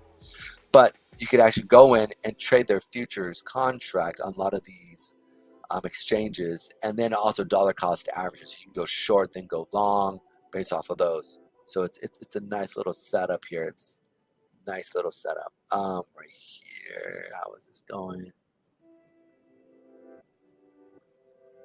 That's a nice little area right here, guys, as we look up.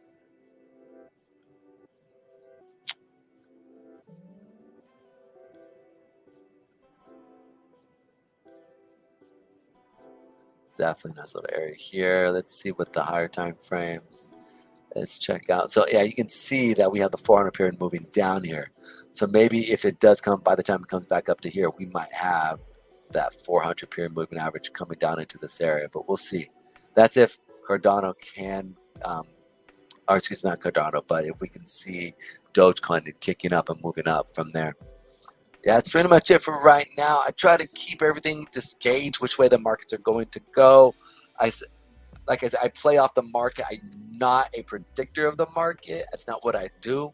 Like, I'm a day trader, so that's what I like. I want to capture the market as it moves. Right, when it starts to trend is when I start to look to get in. Right, I don't ever try to call the bottoms. I do look to areas where we could see a bottom potentially, where the market will turn around, but it doesn't necessarily mean that it's going to hit those points. Right. It's just simply one of those things that I'm looking at to see what's going on in the markets. Give me 1 second. That is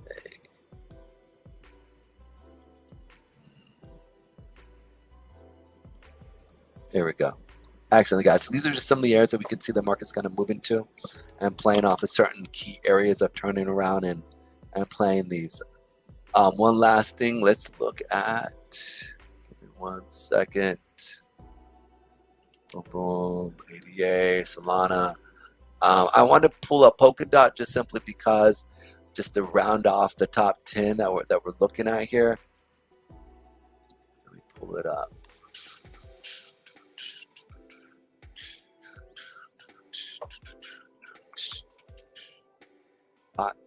Now, Dot was actually really interesting because this is the one. USD crypto.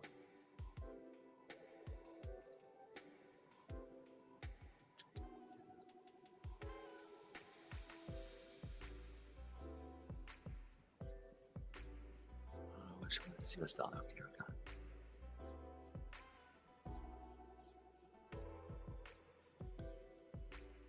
So, with the war between Russia and wow, not Yugoslavia. Why am I thinking? Wow, come on, Brian, work with me here.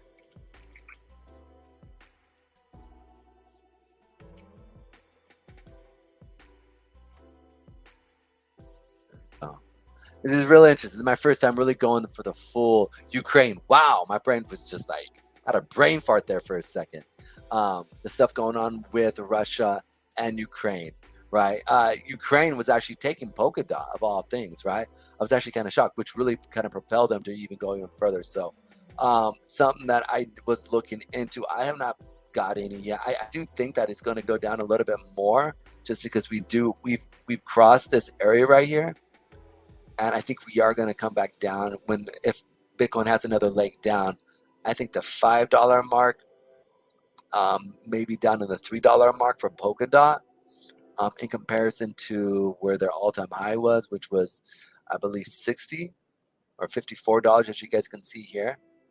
But it's one of those things that I feel as if something to pay attention to, just because the whole entire nation now likes this coin, so it'd be something you could be paying attention to. Right here, it's definitely one of those areas that we could see a bounce.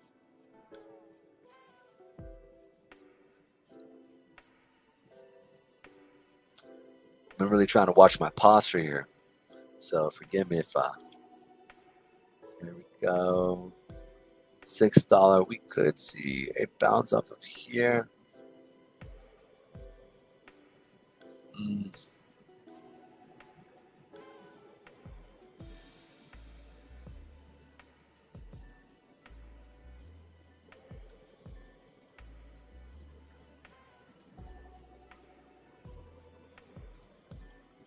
Boom, nice little area right here.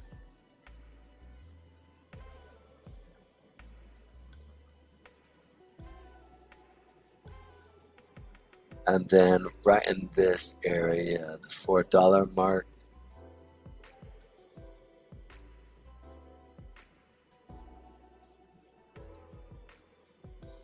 This was the baby. This was the clincher here.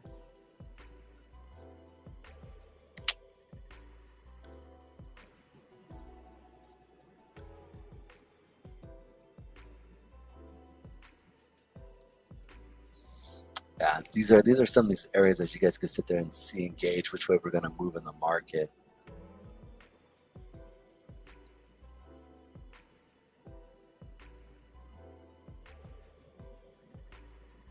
There we go. Yeah, so certain things you could see, junctional points where the market could come down to, and dollar cost average on within your coins, whatever respective DEX or SEX that you guys use. Here we go, right here. Boom. Let's check out some resistance levels.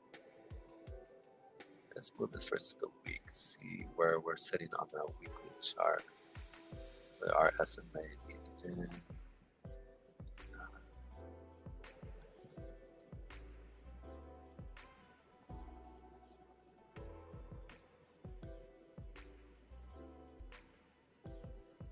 There's an area here.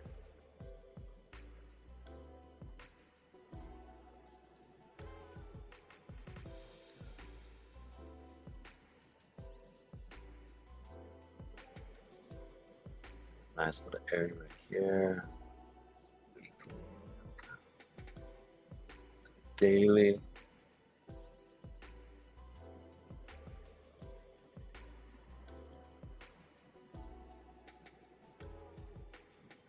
Coming back up. Nope.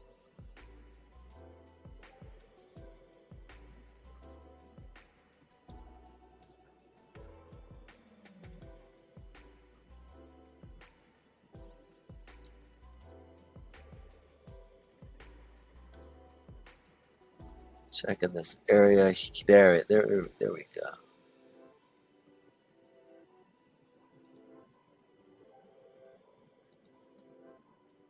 Nice little areas.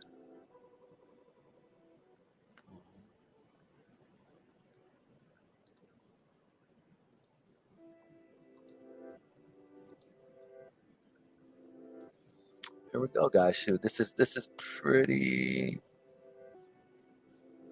good area right here. And so these are some pretty good areas that you guys can look to see if the markets are going to turn around to. But these are just resistant area. Once we clear past these SMAs, especially the 50 moving average, now, I didn't really see any zones on the 50 moving average that I was looking at here. There's a small one, but it's already kind of, I guess this could be it right here.